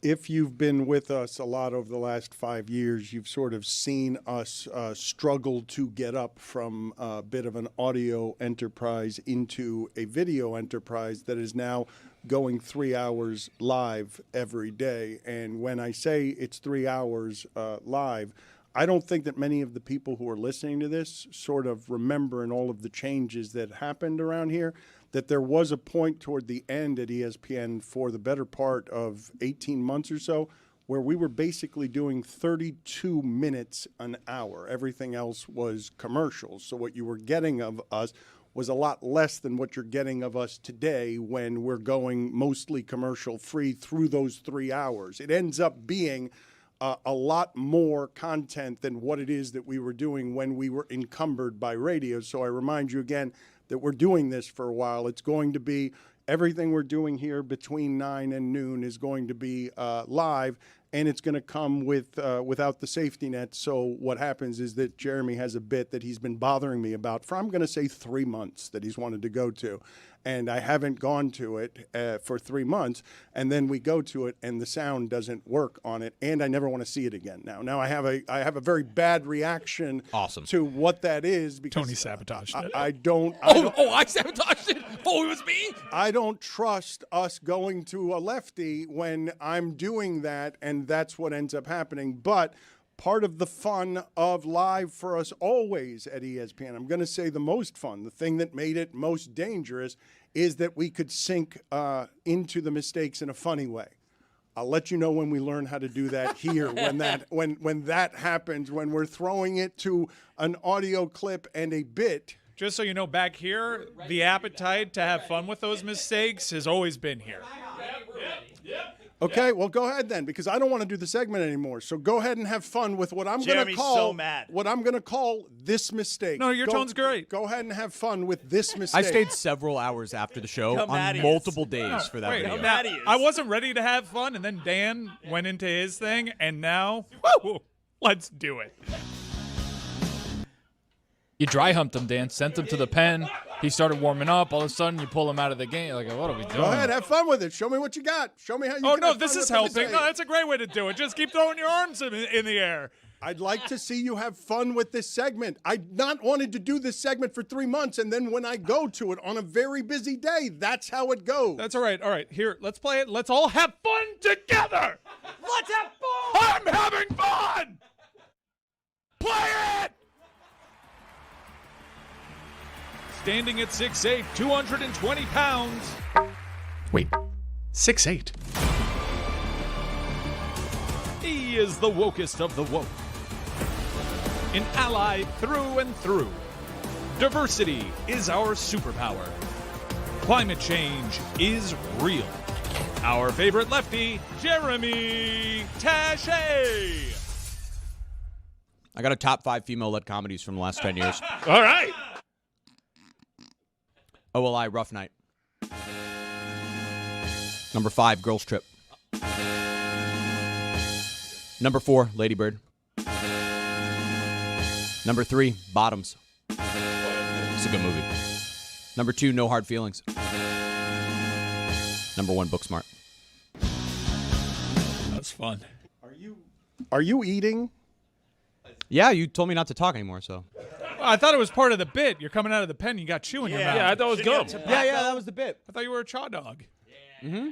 Let's get back to Greg Cody's catchphrases here because we're at number 70, improbably and implausibly. Months after starting with number 50, we're now at number 70. Yeah, not a short bit. But again, I'm going to say that again because of the absurdity of what's happened here.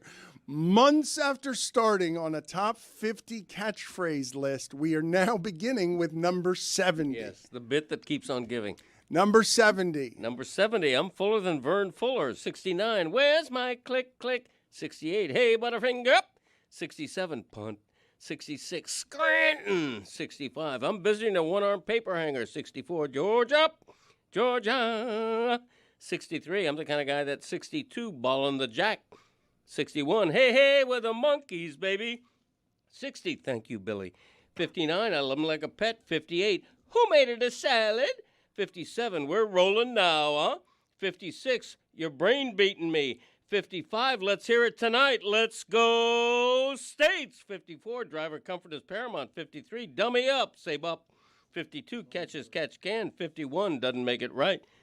50, so on and so forth. 49, very good. 48, the Little League theory. 47, nice hat, asshole. 46, the others, they all learn from me. 45, don't go showering to try to please me. 44, look at that jerk. 43, it's like a packing house in here. 42, what'd you learn? 41, hee-haw, 3, ba-dap. 40, I'm not going to take a quiz. 39, sassafras. 38, would we break a window? 37, hello. 36, who won? 35, trailers for sale or rent. 34, you got to eat a peck of dirt before you die. 33, 3 words, we are the Lobos. 32, you're going to go to Buffalo with Bernie Parmalee. 31, Rappy Cack. 30, another crisis solved. 29, nice chatting with you. 28, he ain't heavy, he's my blank. 27, hey, that's what I'm talking about. 26, my favorite, by the way. 26, who let a pet? If it's your favorite, why isn't it at the top? Yeah, you know, a lot of good material here. 26, who let a pet? 25, good on ya. 24, dancing swords. 23, QK, quick crap. 20, 21, blanking it. And now 2021. What just happened there? Did you just Told us earlier that. What happened? I don't know. I'm confused on what is 20 and what is 21. What is 22 as well? Okay, 23 is QK quick crap. 22 is Of course. 21 is blanking it. Oh, so this is a new one. 21 is blanking it. Is that a new one or is that not? You a were new out one? last week. That was last week. Okay. Okay, now the new ones are number 20 and number 19. Okay, I have a number of different questions here. The list feels a little bit degraded because you have so many great ones that were in the 50s, but now they're in the 70s. Yeah, like so I'm the many kind of great guy ones that left. So many great ones left, Tony. I know, but still, like I'm the kind of guy that deserves a better fate than 67 or whatever it is. Yeah, okay. That's Nice the beauty. chat with you. Isn't that the beauty of lists, though? The debate. Should I make my list for your list? You could do that. Take my top when all is said and done. Take my top 70 and rework it into your. Wait, do you want to be the righty? How about this? Would Greg Cody be willing to make it a top 72 list in honor of Richmond Webb, who's not number 72? No, that's Not my best moment. They move it to 78 after. right. All right, so we are now in the top 20, Yes. and you're alleging that we're going to stay in the top 20 because a couple The final top 20. a couple of weeks ago, I thought we were at number 11, and now we're outside the top 20. Okay, Yeah, and times I thought changed. we were about to enter the top 10. Brain beat me. Yeah. What number are we on right now that you're revealing for the first time on the Greg Cody Show featuring Greg Cody? Yeah, came out Monday. Number 20. That's a fact, Jack. What? That's 20. 20? 20. That's correct. Holy shit. That's the forerunner of all the how songs ending in Jack. How good are the next 19 going to be if that's 20? I thought for sure that was a top 10 Hall of Famer. No, we'll find out, won't we? And number 19. Gotta want to learn, gotta want to earn. Ooh, I like that guitar riff. Oh my God. Nice. There's no way those two are at the back end of the 19 No, and 20. they're They can't not. be. They were going to be in the top 10 a week ago. That was wanna that learn, was going to make us soar into the top 10 a week ago with like, holy shit, what are these last 9 going to be? But now we got 19 more? What else does Greg say? Wait till you see what's left over for the top 18. Only 9 more weeks. Allegedly. We don't know. It might become a top 72. Yeah, and by Christmas, we'll be done. How long will this bit actually be? If we're going 70, it's 35 weeks. Yeah. We're talking over half a year. Yeah, that's correct. I'm trying to set the Guinness record for longest podcast bit. So on and so forth. Is it longer than Chris Sims's? Didn't he give us, what was it, the top 70? He was on with us daily for 2 months because he was giving us, was it his top 70 quarterbacks that were better than who? Than Blake Bortles? Or what was it? Like, I don't remember what the bit was exactly or the numbers. Can anyone help me with it? Or It was there's top 70 quarterbacks, and he joined us basically every day. He missed some, so yeah, it would probably be 3 months max. So this is absolutely approaching on the longest bit in show history. Second, actually, only to there's never been a 50-50 poll. So congratulations, Greg. You have now entered the vaunted top 5 of longest bits, and we'll see how much longer the top 20 goes because it's been amazing. And I encourage all of you to follow the Greg Cody Show featuring Greg Cody, where he unveils these for the first time before he gets to here and we get his recycled usages. He gives us the good stuff on the Greg Cody Show featuring Greg Cody. Do you think it's possible Jeremy's lefty bit will catch Cody's list? Yeah, that could last. Ooh, I sure think so. For month after month after month after month, that would work.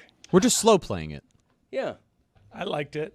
You should play it in slow motion with your voice, like talking very slow. I want to ask you guys something. Good idea. Let's else, export that now. From the transactions from yesterday, I am genuinely curious here how the American public is going to react to the following, because I haven't quite seen a story happen this way before in my entire journalistic lifetime, and it happens to be that Pablo Torre finds out is at the middle of it. Okay. The reporting that Pablo is doing is so far out in front of what anyone else is doing on this subject matter, covering how much did Steve Ballmer and Kawhi Leonard possibly cheat in Los Angeles, and what can Adam Silver actually do when he works for Steve Ballmer and everyone's telling you the league wants to keep Steve Ballmer happy because money wins the day now in America more than ever in 2026. And what you have with this story that is just unbelievably unique is one reporter has all of the information, and so anytime he talks about this, all of the people who are interested, and there are many, go to him to find it because he's the only one talking credibly about this subject matter. So the rest of the media gets to not make a story about What's this punishment going to be? Because it's pretty clear that this is as egregious as anything we've ever seen from cheating and ownership in American sports, if it is true. And Pablo is making the case for it in a way that's bulletproof. Bulletproof enough that this company, our company, believes that the fact-based truth of the reporting is such that we're willing to invite Steve Ballmer, if he's got a problem factually with anything that's being reported, to be really threatening in a way that's personally scary to me. Personally scary to me as someone who's responsible for the people here, and the journalism has to be airtight when you're going after people who have money to make a mess for you, and it doesn't even have to be airtight when you have to fold your cards like CBS in front of the President of the United States and make a nuisance lawsuit go away for $16 million when you're in the right on the journalism and you still can't withstand the money pounding you. The reporting that Pablo is doing is vigorous and more difficult than anything anyone in sports reporting is doing. And I think they're going to end up getting away with it because of the way the things have happened in the last few days, where Lawrence Frank, okay, who famously handled the preseason press conference with a butcher's knife after having months to prepare for it, told you a week ago publicly, we're building around Kawhi Leonard. Kawhi Leonard is a part of our plans. Publicly, he is saying to everybody, we want to keep Kawhi Leonard. And a week later, everyone's like, what? Toronto? Wait, what? How? We know everything about the transactions. This guy's a universal mystery. He does weird things. He behaves outside of the sphere of everything. Nobody really knows him. He's the most unknown superstar you'll find just about anywhere in sports that isn't from a foreign country. Kawhi Leonard is at the center of what is quite possibly the most scandalous thing you have seen an owner do when it comes to doing wrong, allegedly, as we've seen. And I don't think at this point, given what's recently happened and where it is that they'll try to bury this in the news cycle, whenever they try to bury it in the next couple of weeks, where the punishment is going to match the alleged crime. Like, because you've got the head of Toronto is the Board of Governors guy, and he's the guy most likely to make a big giant mess about the fact that Toronto had their star champion players stolen by what, if you believe the reporting, is millions and millions of dollars on the side outside of the salary cap. Like, I just can't believe that the entirety of the media isn't up and down screaming on where is this investigation and what are we going to do? Doesn't the media love a scandal? Is it that you just don't have enough information and feel uncomfortable just borrowing it from Pablo? That you can't report this with the intensity it deserves as you're just sitting here in the middle of the news stream and you just saw that another country got a decorated champion out of nowhere, quietly, and everyone's just sitting here shrugging their shoulders saying, what's the punishment going to be as it gets delayed and gets delayed and gets delayed and looks more and more obvious like there's not going to be much of a punishment, or not a punishment that matches what the reporting deserves on this? Well, not a punishment to Kawhi, right?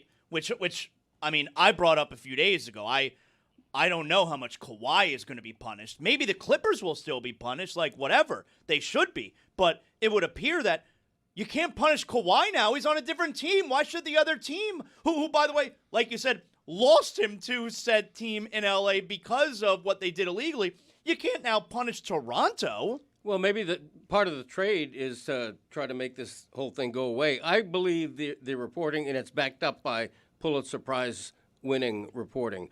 But at the same time, if you're Adam Silver, you want it swept under the rug. And if you're another reporter, if you're an NBA reporter anywhere else in the country, you just got your ass kicked on a big story. But Greg, on its face, these details make this one of the great cheating scandals of its time. If it's true, that can't be swept under a rug in the modern age of scandal and journalism. In what world? In what world, with what moves, can you actually sweep it under the rug? You cannot take the penalizing system of that sport seriously anymore if what happens here isn't a penalty that sort of matches the idea. This would be, if true, and it seems like it is true based on just the facts of the reporting. I'm going to say this part again because I think it's important, because I think it gets lost all the time as people people shout fake news, and nobody knows what goes into the making of the news. Pablo's reporting risks the richest man in sports, if you get anything wrong, anything, drowning you with money that he keeps in the guest house of his 50th house. You have to get everything right here, and it's got to be airtight. It is the hardest thing to do, and only Pablo's reporting on it. Only Pablo's giving voice to this. As we've told you now for years, the media is compromised by corporate interests. There is no incentive for today's media that is fighting to get all of the basketball games on their streaming networks. There's no incentive to put pressure on Ballmer. There's no incentive to put pressure on the money. As ESPN drops jobs every day and journalism gets pushed more and more out the door, as they say to themselves, understood as a business concept, I don't want to do journalism anymore. Why are we doing journalism? Journalism gets in the way of everything. Journalism muddies this up, but the numbers show that everyone goes to Pablo every time he releases one of those 11 episodes because he's the only one giving people the real truth that's somehow in the shadows that's not being covered in a way that respects the sports fan for the amount of interest and investment that they put into these things. You cannot tell me as much about federal indictments and what it is that Jonte Porter was doing and ignore that the richest guy in sports, if you believe some of this, invented some bullshit job in order to get Kawhi Leonard out of another country when everyone wanted Kawhi Leonard. And everyone's just going to shrug and say, swept it under the rug. They did it. They fooled us. They did it on a Friday. They did all the maneuvering in front of it that makes him go to Toronto of all places. Who had him in Toronto a week ago? Who had him in Toronto? Not even Lawrence Frank. But Dan, I think the interesting part about the reporting on this is that Pablo's an outsider, right? Like, he's not an NBA insider. He's not a guy that's connected to teams, to agents, to GMs, to the league office. He can sit out from behind the wall and be like, all right, I can report this in a way that only I can because I don't need those people to do what I'm doing, right? I can do this completely outside in a silo where if I'm one of the big newsbreakers in the NBA, like, I need to be making sure that I'm in lockstep with what I'm doing to make sure that I get my stories. So are you guys okay with all that? Because I'll ask you guys again this, as we've built an entire company around the idea, no, we think there's still a lane for journalism. We think as everyone else goes in the other direction and 60 Minutes gets pounded by one of these rich guys, as 60 Minutes gets just to dust, smithereens, because a rich guy comes in and that's what they can do with their money. Tell me what to do about everything that I just presented in front of you, where if you want real and true sports coverage, they're going again and again to Pablo because they're like, wait a minute, why is this so much different than everything else I'm consuming over here? And I ask you this question seriously. What is the media's job around a scandal when they're compromised with all of the conflicts? If this is indeed just the hypothetical, don't even make it this one. Hey, I'm going to present to you one of the great cheating scandals of all time, period. Why is the media not covering it? Like, because of their partnerships and their conflicts. Well, I would have conflicts.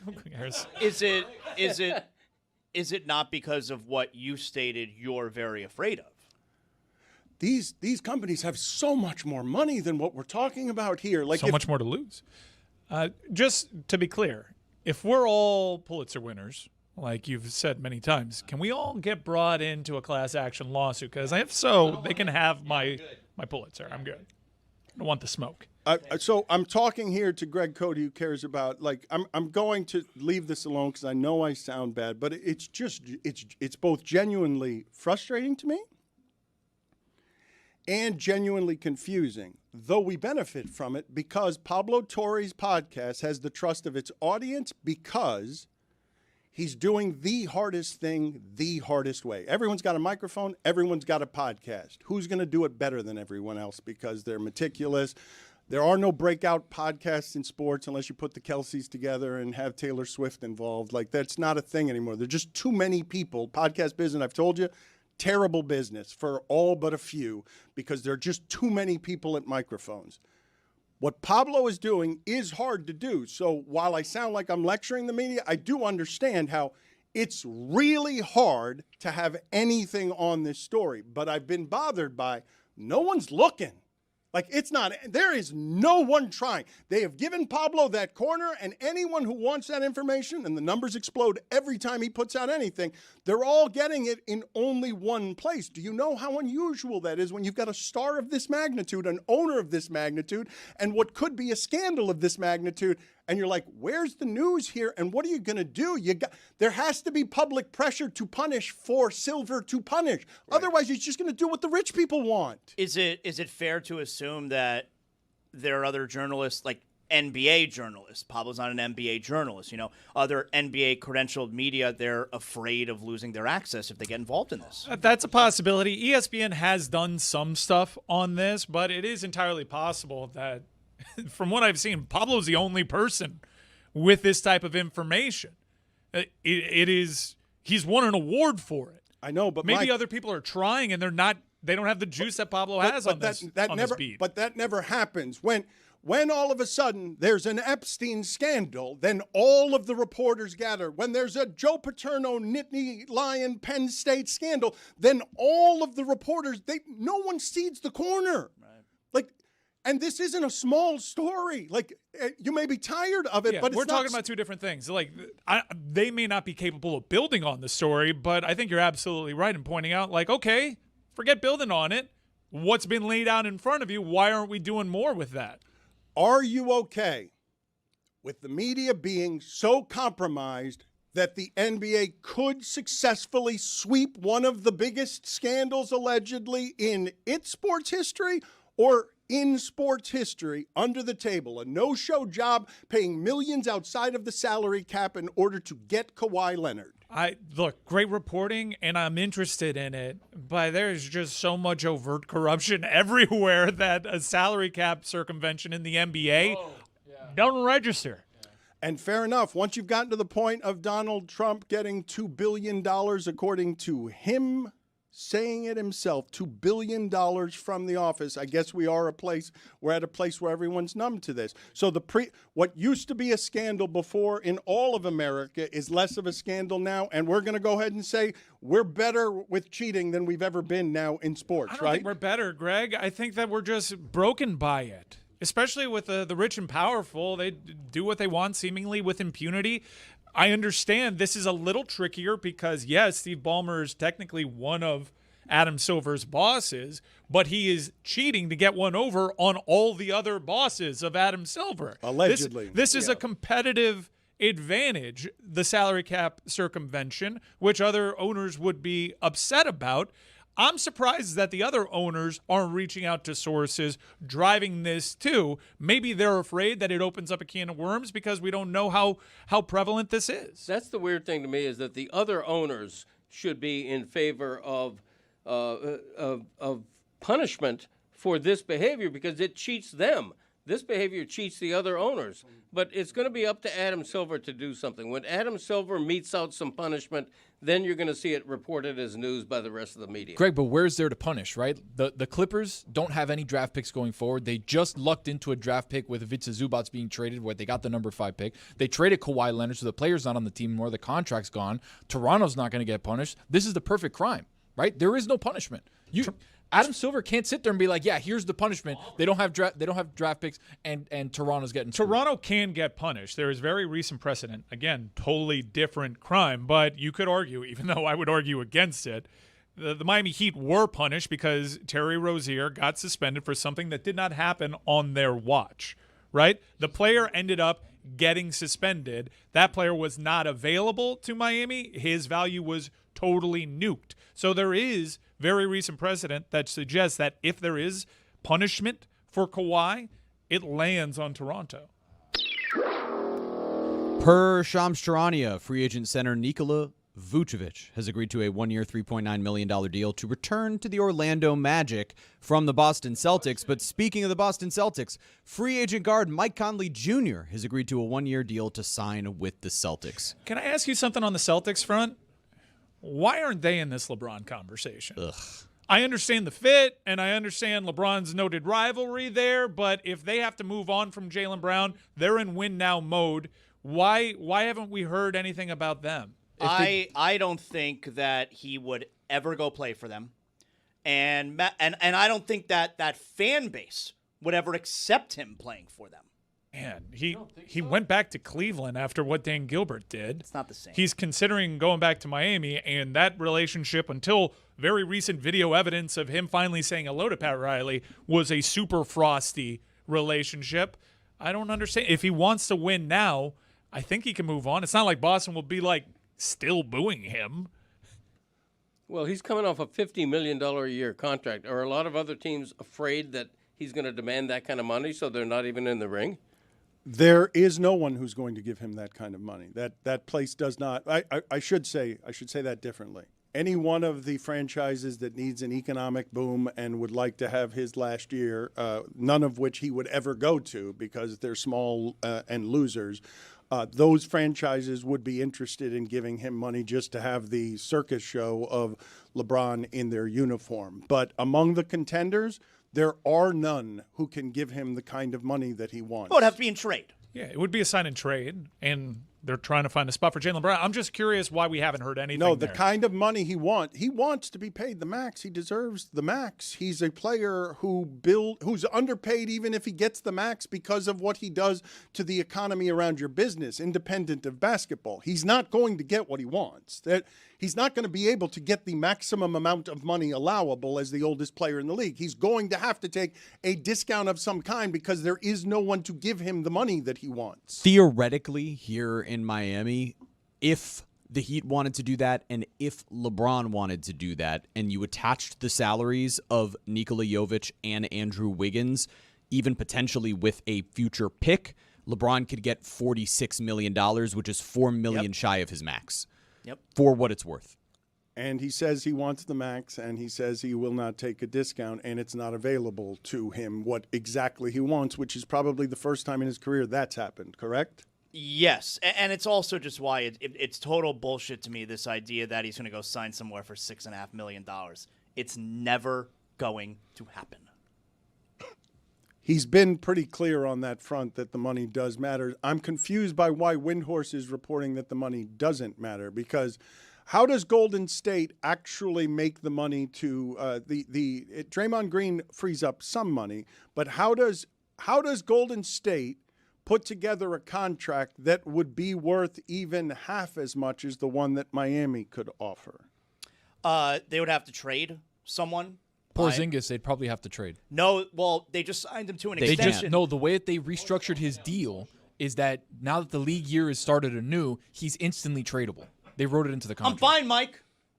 Are you okay? Because it sounded like you were running toward a finish line, and then your neck got caught on the finish line, and it didn't break. The tape didn't break. No, I laid out so that Tony can make a really good point. No, but it sounded like you had. A teammate does. What did it sound like to you, Mike? Because it sounded like I was being a good teammate, checking on my friend. It sounded like someone had grabbed Zaz by the neck while he was talking at the end of his point. That's what it sounded like to me as well. Yeah. Are you okay? Is everything okay? I already said I'm okay. Well, I gotta repeat myself. Well, because you didn't say it right the first time. So the repeating of yourself makes it clearer because the way that you said it the first time sounded like you were being strangled. Right. Zaz was being Are we still choked. talking about this? You were being choked by the same person who left that donut on the floor. So I have more information on this. They've shown me some security footage, and we have two culprits. One of them might be surprising. The other one will not be at all. So who is the betting fan? Wait a minute. Well, as I was saying betting favorite, Mike just stared at you. Mike simply stared at you on betting favorite.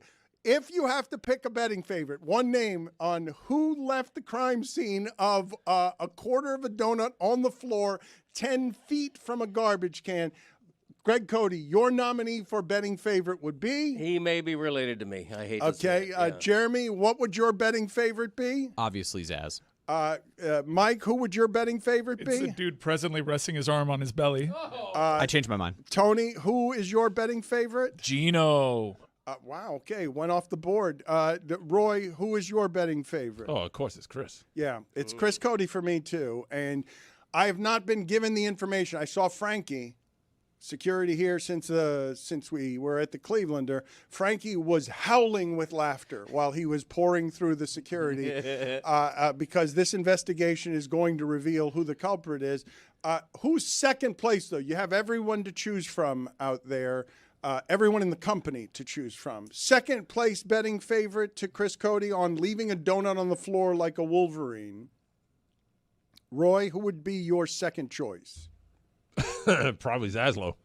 And it's the entire company. Do you have a second choice here, Greg Cody? Do you have a second you'd vote for? Because I think everyone's going to find this surprising. I'm already telling you that it's surprising, so you shouldn't choose Zaslow. That would not be surprising. I'm going to have to say Dan Le Batard because very often the one who's accusing others is the one who's guilty The smelted delta theory. That's right. Whoever denied it That's supplied right. it. Yes, exactly. Well put. Mike, second place for you on the list of culprits? Ethan. Wow, out of left field, that one. I am stunned that none of us are even close on this. Rose? Ooh. Yeah. We've got. Oh, it's Rose. Yeah. Really? So yes, the two culprits. We have some grainy video here from surveillance. We have not used surveillance video since That's I Kristen, not Chris. awkwardly hugged Josh Norman at the Clevelander. But Rose, Now we have Rose. Rose, No way. yeah, I mean, she can shovel food into her mouth. She Or does. eat, as people say. No, Gaping maw. but it's Chow not. down. No, see, that's So she's taking a bite of it. Seems to be going Ooh, towards the stealth action. garbage. okay. So is a that Bruder film. so yeah, that's garbage. That's the garbage can. Ooh, so we've got more footage here. So I ate that out of the garbage. I don't know where you ate it out of, but there is footage that also accuses you here as well. It was hovering over Yes. the lid. You It's on know? the top, right? So like the we eclair. just saw a video Over the of cylinder. Rose throwing away what looked like a portion of a donut, and it does seem like we've got more here that accuses others. We'll find out because I have not previewed any of this footage, and I don't know what else it reveals. There's Ethan now. Come on, pick a wedgie. No, he's walking over to the So sink. Ethan is around the sink and he is hovering, and Oh, He's got the donut box in his hand.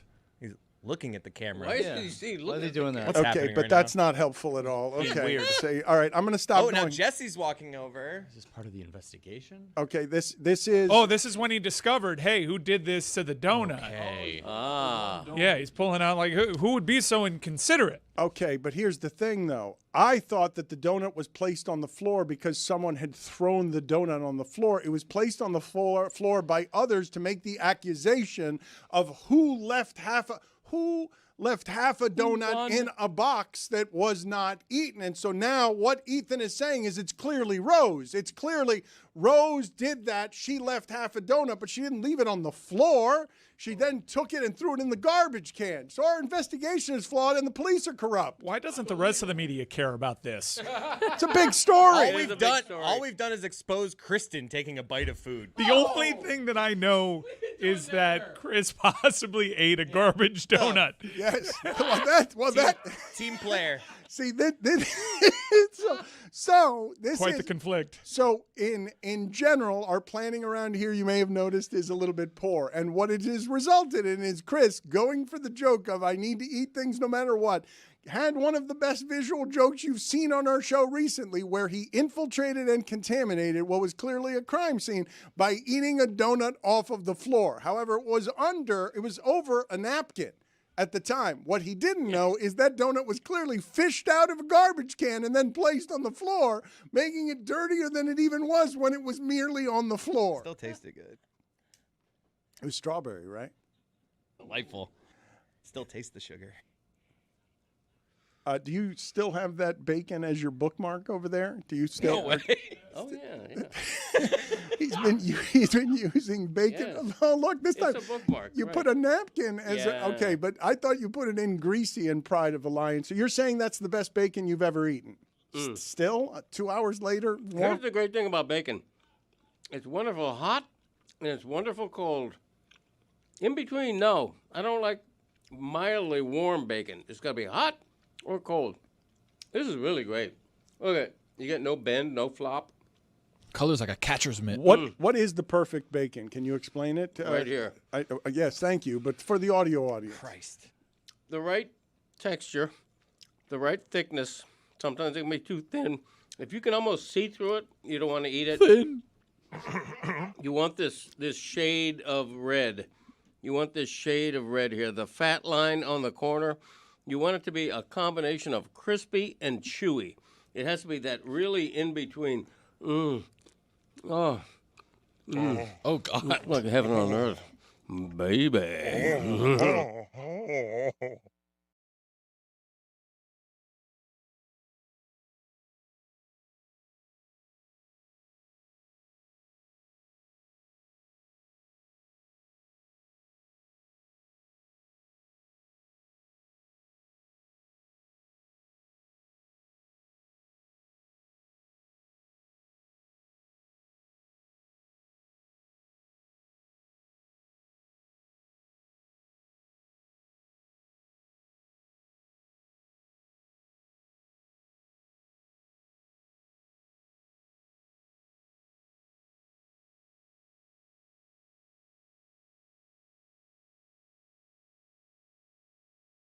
Are you ready to do your catchphrases? I heard there's some controversy around the. It's the Greg Cody Show featuring Greg Cody. He is counting down his top 50 catchphrases of all time. It has been a successful months-long joke. What is the controversy surrounding your catchphrase list? What is the issue? It's big. The controversy is that based on quality demand, the catchphrase countdown has suddenly increased from a top 50 to a top 60. What? That's What? right. And it's controversial. Of course it is. You told us it was a top 50, and we told you it was something you were making up as you went along, and that you weren't going to get the numbers right, and now you just changed it. He botched it to such a degree that there are so many good ones left that we're just pushing all the I knew that was going to happen, though. That's exactly what we were saying. Your brain beating me. How did this happen? What was the ruling? What did the committee get together and decide? How did it happen that it got expanded? Now, no one's going to complain about this because more catchphrases is great, but we told you this was going to happen, and we told you this was a sloppy list by you. The others, they all learn from me. Yeah, right. No, I looked at all the catchphrases remaining, and there was only 14 left, but there were like 20-something good ones. So I'm like, thank you. Let's go. Wait a minute. So how did you do it, though? Are there now? Is there now a new list, 50 to 60, or No, what are you doing? everything that's been said is just like what was 50 is now 60. Yes. There were 14 left, and now there's 24 So we're left. not in the top 20 No, anymore? now we're at 23 we were and in the top 24. 20 of the countdown, and now we're at 24? I'm telling you, they're bangers, though. They're just bangers There left. is nobody that's actually upset about this development. Come on. You've got to honor the list, though. I'm telling you, I got a peek. I don't know the exact order, but I got a peek of what the top 10 looks like, and it is just banger after banger. Yeah, Yeti hated it. He's against it. Yeti thinks that we should just make him live with the world he gave You us. should. Like, I mean, I asked you several times throughout this whole process. Have you thought this out? Have you planned out the list? You know that there are 50. You kept assuring me that you have it all under control. Driver comfort is paramount. He ain't wrong. You know, part of the beauty of me is a bit of serendipity, a bit of You're the kind of guy. unpredictability. And so the same is true with this list. Okay, whenever you do a countdown, Zaz, bank this information for your future. Whenever you do any sort of a countdown, controversy is good. You want somebody to say, that sucks, that should be lower, or that's, wow, I can't believe that's not higher. So wait, so what used to be 50 is now 60. Yes. So we've gotten fraudulent rankings up to now. All the numerical rankings we've gotten up to now are all wrong. He can give you the updated, like number 60, he can give you the update of whatever. I know, but they're all, every previous incarnation of this that we have given the American public and internationally has been wrong. I would say adjusted more than wrong. Adjusted. Maybe to Greg's credit, too, I've never heard of a top 60. Thank you. Well, how do we know it's not going to end up being 62 because he's going to think of two more on his way home because he didn't plan any of this It out? would never be 62. It could bump to 65. It would never be a number like 62. We would obviously go in fives, Dan. Here's also the thing. This is a big question of mine. So you have left 10 out, which is why you are expanding it from 50 to 60. But the 10 that you left out are automatically like they're in They're the top top 24. 23. You're saying top 24. But I'm telling you, he left bangers out. Right. This had to be done, guys. Yeah, it had to be done, like he says. Again, it doesn't have to be done if you're dealing with a responsible person who plans it That's at the true. beginning, as opposed to just making everything up as he goes along. No, listen, and we're in the sports business. We should know this better than anybody. Rankings always change. When I was born, everybody agreed Babe Ruth, greatest player ever. Not so much now. Rankings That was when I was change. growing up. It was a hot debate. Everyone agreed, though. Babe Ruth, that young kid's got a future. It was an argument back then on sports radio. Tris Speaker or Babe Yeah, Ruth? that's right. Lou Gehrig was in play. Just as well. telegram in your thoughts. I have to go back to Chris Cody here because I'm not sure that I knew this.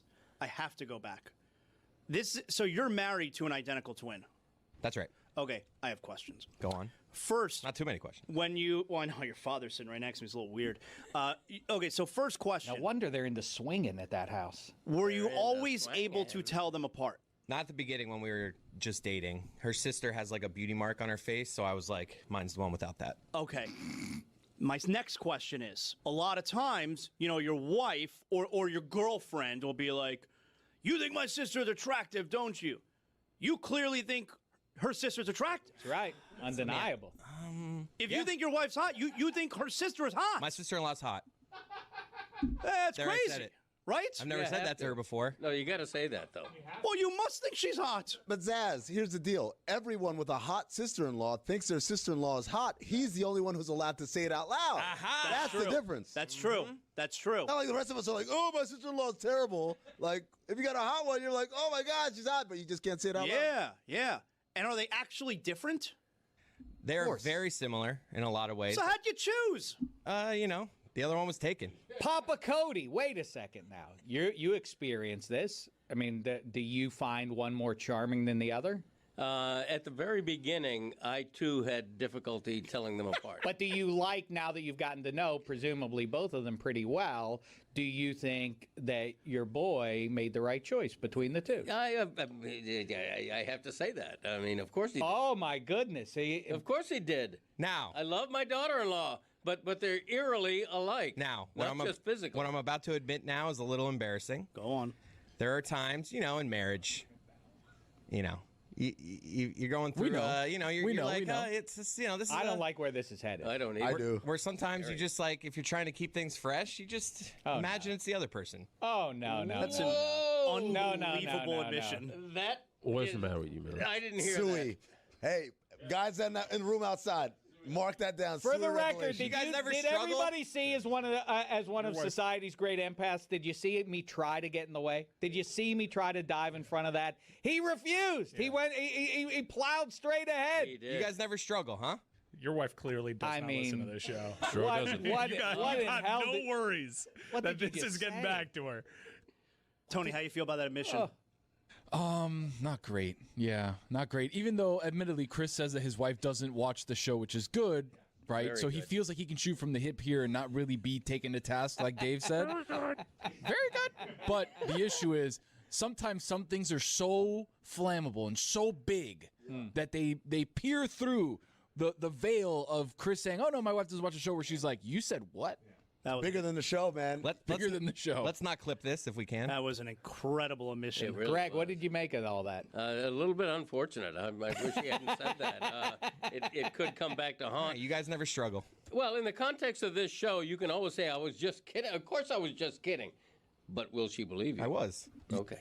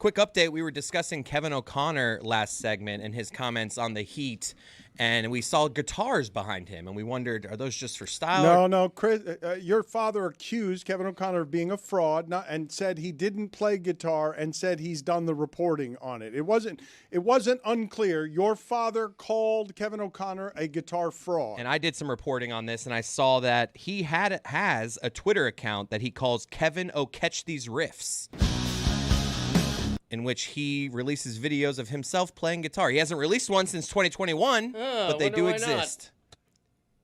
Curious. Why wouldn't he? Long time between riffs, no?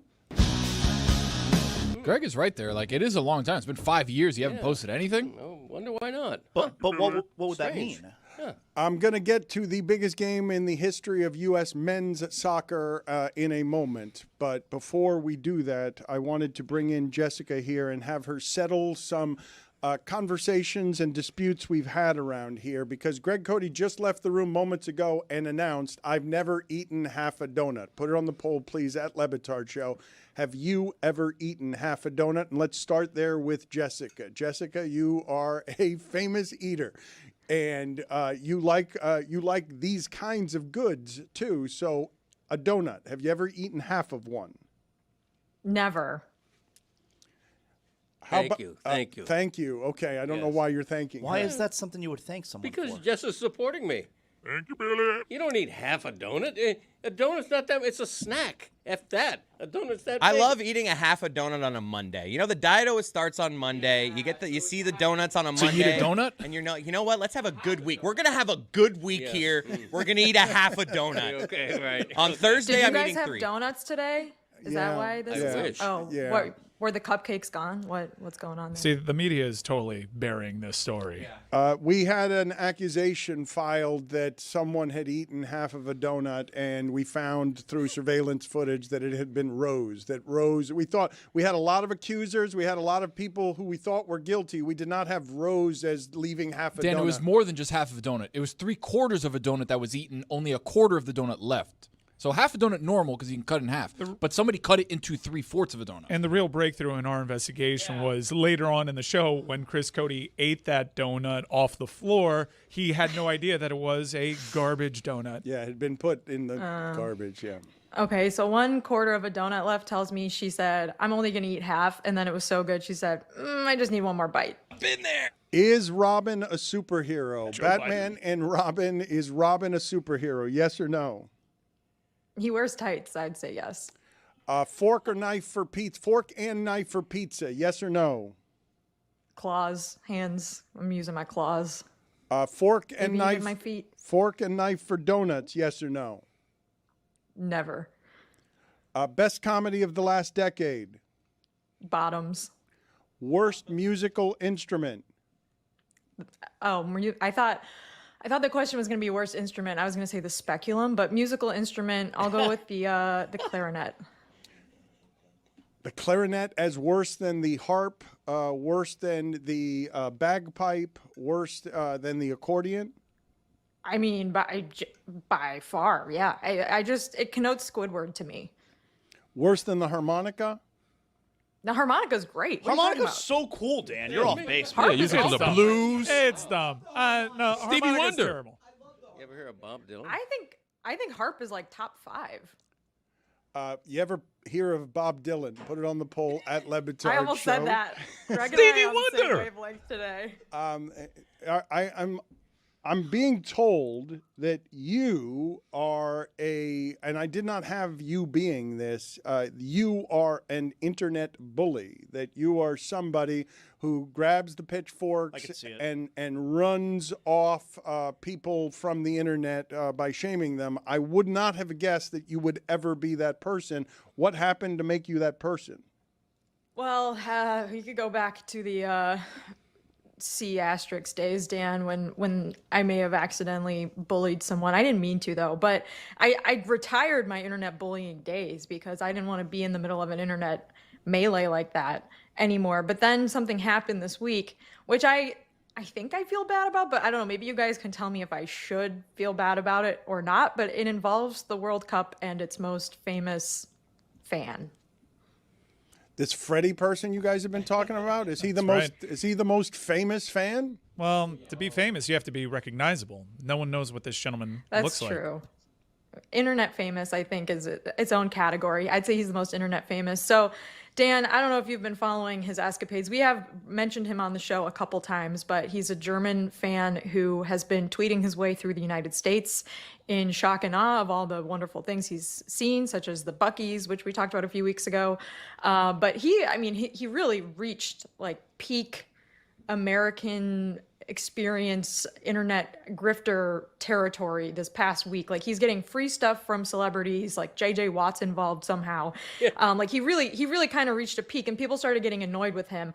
I wasn't really annoyed with him, but I did think he kind of gave me CIA vibes, because he was like going through small town America and tweeting about how wonderful America was, and just doing the types of things that, like, you know, the CIA would do if it were perhaps the 250th anniversary of America this upcoming weekend. They wanted to make people aware of how great this country was.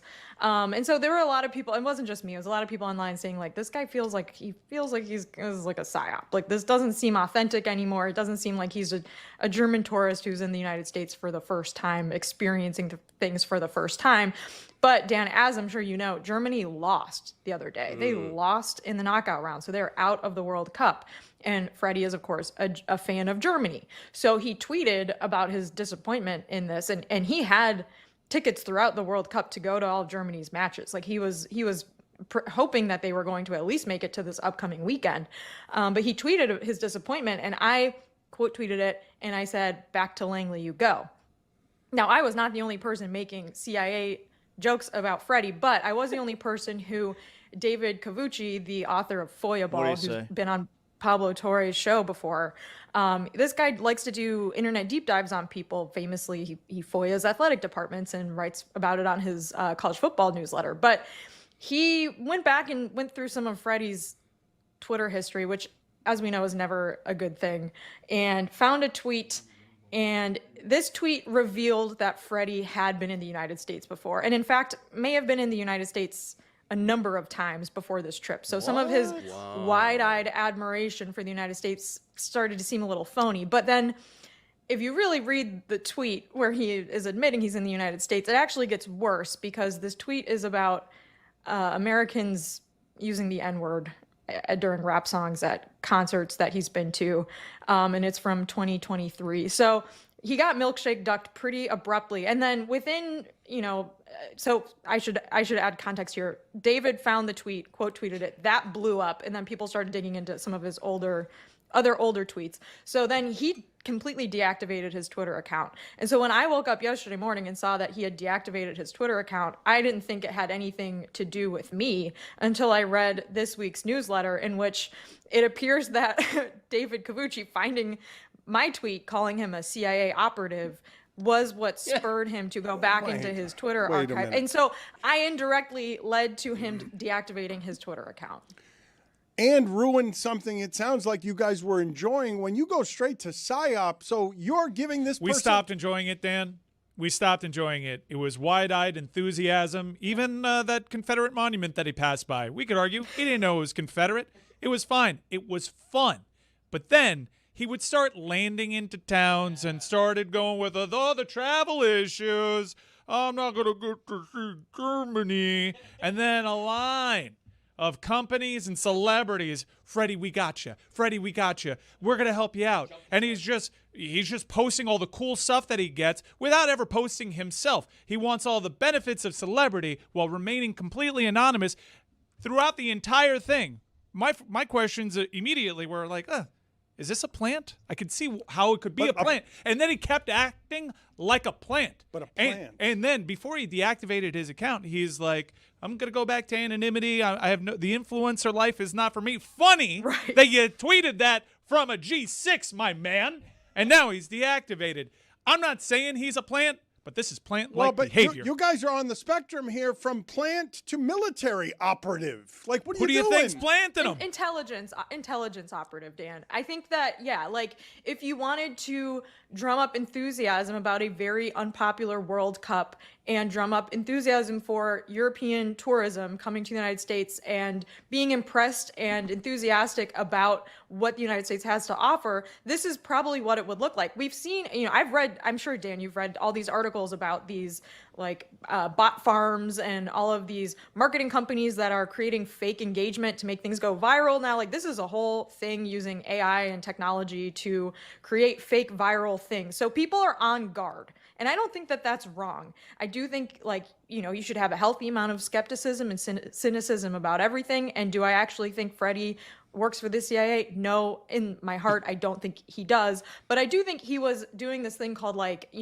farming or aura farming, whatever you want to call it, where he's exaggerating his reaction to things to get reactions from people. And so he was able to do this. And now because of the way that our algorithms work and the attention economy works, Dan, he's able to get benefits from these things that most people don't have access to. And so that's, I think, what turned people off to him was like, well, now JJ Watt's getting him a luxury suite at a hotel in Houston, and he's getting offers to ride in private jets, and he's getting his, everyone has issues with travel domestically in the United States, but he's getting special treatment. So I think that pissed a lot of people off. And then also the accusation that it wasn't authentic, whether, you think he's a psyop or not, or you just think he's lying about his first time eating Raising Cane's or whatever it is. I think people really got turned off by the whole experiment. And then when you add on top of it these tweets where he revealed he was in the United States before and also thinks that in the United States, it's fine when everyone yells the N-word at concerts during rap songs. And you can see why, if he's a real person, he's like, I should delete my account and get off Twitter. Mm-hmm. And a lot of people, not myself, and that's why I'm asking, I don't know if I should feel bad about this. They're saying, well, we knew something didn't smell right with this guy. There was never a selfie vid. And look, people don't want to be on the internet. They want to show their face. It's a real thing. But there was nothing ever to humanize this person. There was no selfie. Hello, Twitter world. There was none of that. And here's my prediction. Right. He deactivated his account, but we don't know what this person looks like, sounds like. We don't know anything about this person, or other than he went to a concert and the N-word was flying around. I think this account comes back. It obviously has value. Someone can assume it. You'd be none the wiser. He has made money off of this. It's like the Dove NFL account. He can have this person, or whoever created this account, is going to be able to make money off of this, sell it to someone else. Either they become one of these, prediction market accounts and influencer accounts. They could start showing their face. You would never know, Greg. Jess has done Pablo Torre style investigating here. I think she deserves a Pulitzer Prize for ferreting out this guy. $5 Because let me tell you something. Way to interrupt me. Let me tell you something.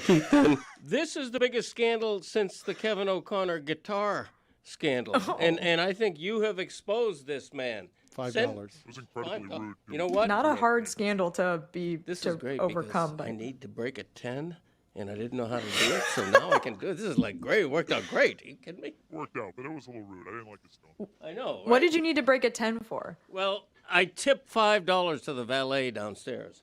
Oh, okay. And if we're being honest, he usually tries to break the 5. I don't want to get carried away and give a guy $10 for a minute and a half's work. You know how I that miss goes. that guy. Jessica, I'd like for you, please, to inform me, because this is something, a distinction you just made. I thought that PSYOP was always military adjacent, not just intelligence agency. They ran a couple on you then, huh? So PSYOP is not always military? I mean, I think they're, I don't know if the distinction is It's psychological operation, important. so it's not a military operation. Understood, but when she kept saying I get what PSYOP Dan's again and saying. again, I'm wondering, how did this internet person become not just an intelligence agent, but a military operative who's working with intelligence? That's what I do with PSYOP. But I'm genuinely asking you because I don't know. I think I'm getting it wrong. I think of something. Well, but like, is the CIA completely separate from the military? I would say they work together. It's an intelligence quite a bit. arm. They work hand in hand, but that's the intelligence. Yeah, so I think you don't need to. I don't think you need to make a distinction, Dan. It's all for the cause of promoting the United States in this case. Let's move on to other subject matter here because I am just curious. I don't know where you are. I don't think you've joined us from this particular setting. New York is totally insane right now. Are you in New York? Because this has been a pretty good month for New York. I have an investigation. That's South Carolina. There's a Clemson logo in the back. You're correct. I'm in South Carolina right now, but this has been probably the greatest June in the history of New York, Dan, because of the Knicks. Obviously, the World Cup has the city abuzz, but Dan, what do you know about that Commissioner's Cup last night? Huh? Great one for the Libs. There you go, Zaz.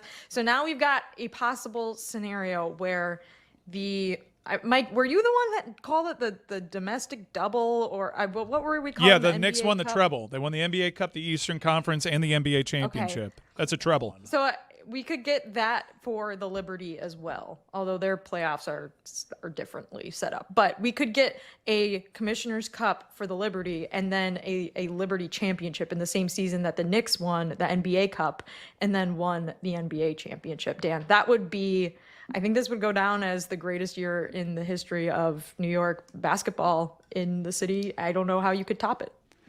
Where is your fiance in terms of being still sedated from the Knicks winning? Is he an altered human being? Is he still floating around a little more sunshine than usual? I asked him about this the other day because I was like, you seem like you kind of have just resumed your typical behavior and feelings and emotions about things. And he was like, no, I have basically thought about it every second of every day for the last 2 weeks. And I said, okay, fair enough. I think there's consternation about like what's going to happen with Mitchell Robinson now and the aprons and all of that. I have Mitchell Robinson news. No, what is it? Free agent center. According to Shams Charania, Mitchell Robinson has agreed to a 3-year, $47.4 million deal to sign with the Boston Celtics. Whoa. Wow. Oh. That's going to bring down the vibe a little bit. How would the vibe work? I mean, they're reigning NBA champs. We've spoken to Knicks fans. They never wanted in on LeBron, and all that stuff was justified. Yeah. They won the NBA championship. Where are you on this LeBron thing? Miami, Cleveland, does it impact the Knicks at all? Do they even care? I think maybe, yeah, it definitely impacts the Knicks. I don't know how much they care really because they won a championship. Obviously, you get addicted to winning. You want to win more. Was 2 enough for Heat fans during the LeBron era? Of course not. You wanted not 1, not 2, not 3, not 4, Dan, remember, famously. But I do think, yeah, he's probably going to end up on a team that they will have to face in the playoffs, which will stink. I think the Warriors would have been, everyone would have just kind of been like, okay, cool, yeah, that's fine. And it would have been more fun for the Western Conference to have him there. But yeah, Mike, I don't know if it brings down the mood per se. Okay. Quick follow-up then. Go ahead. Are we pathetic? Yeah, obviously. For wanting LeBron back and falling for it all again? Because Dan says this is legit. It's got traction. That this is Miami's plan. They're going for it, and it's been reported that Miami is in the mix by all the reputable insiders. Are we pathetic? Yeah. Yes. I don't know. I'm not saying that this is why you're pathetic, but just in general, yes. Yeah, I realize that I gave you that. The key was always under the mat. So, I mean... Oh, good callback right there. That was a confused Pat Riley 5 years ago during Freedom, getting fined $25,000 while saying the key was still under the mat for LeBron. So he was fined tampering, and he had a glass of wine while he was doing it, and it cost him $25,000. But I'd asked him about amino acid. I asked him about Dwayne Wade, and he took it to LeBron. I think he got fined for tampering for misunderstanding my question, didn't he? Well, that's probably not a good thing, Dan. You Yeah, shouldn't not tell great. people that. Yeah, I think that's what happened. I don't remember entirely. That night is a bit of a blur. The Madison Square Garden, is it going to indeed house the wedding of Taylor Swift? Are there going to be that many people at her wedding? And what do you think of that is that real? I think it's real. I think like media outlets and journalistic outlets are operating under the auspices that this is happening and they're ready and prepared to cover it. And it's going, I read recently the latest, Dan, there's going to be some sort of Thursday small venue thing, party thing. And then Friday would be this huge 1,000 person plus multi-hour event inside MSG, including a castle is being built inside or something like that. I read that. Look, I'm not saying, I just mentioned C asterisks in the segment, so I'm going to be careful about what I say. But people are throwing around the word tacky. And I'm not, but other people are. I will. Tacky. Ooh, careful. It's Jeremy. tacky. I'm not throwing that word around. I do love how Dan has people sitting in section like 128. Like I'm pretty sure they're gonna like set it up so it's like just on the floor level. But it's a pretty terrible setting for a wedding. Like no matter how you're doing it, that's an awful setting. I saw some renderings that I believe have to be AI of what it could look like, and it looked magical. I mean, yeah. Huge news! Seismic! The Florida Panthers have signed Ratko Gudas to a 6-year contract, $1.5 million per year. Talking about how many years? 6 years at $1.5 million per year. The annual value is fine. Thank you. That's what I'm talking about. Man, I thought this was going to be about LeBron. You guys really got me. Check out her weekly Notre Dame podcast, The Echoes. This is not an echo chamber. With Mike Golick Jr. Congratulations, incidentally, to the Golicks. Headed back to ESPN Radio. Love them as a father-son team, and I'm happy to see all of that get reconnected. It's a very difficult media time, so it's very cool to see that a father and son can continue to make really great and fun content, and they go back to ESPN. Thank you. And I'm sorry to lying to Zaslow last week when he texted me and asked me about hearing that rumor, and I said, I don't know. I haven't heard anything. I understood what was going on. You didn't lie to me. I brought the info to you. I clearly knew. Yeah, they offered that to Christopher and I. We turned it down. But I'm glad for the Golicks. Okay. Don't get me wrong. Thank you, Jessica. Appreciate the time. Nice chatting with you. Wow. The Los Angeles Lakers are acquiring Walker Kessler from the Utah Jazz for unprotected first-round picks in 2031 and 2033 and swaps in 2028 and 2030, where Kessler will sign a massive 4-year, $130 million deal with the Lakers. Wow. They only have white people. That guy's getting that much? Pretty good. That guy. I know, But they also gave up 2 unprotected picks. That's crazy. All right. The Lakers have lived a charmed existence. I'm going to go ahead and ask you guys to do this off of memory here and see what you can do. Can you guys go ahead and give me the last Laker team that you guys can remember that hasn't had a star on it? A legitimate superstar. Yeah.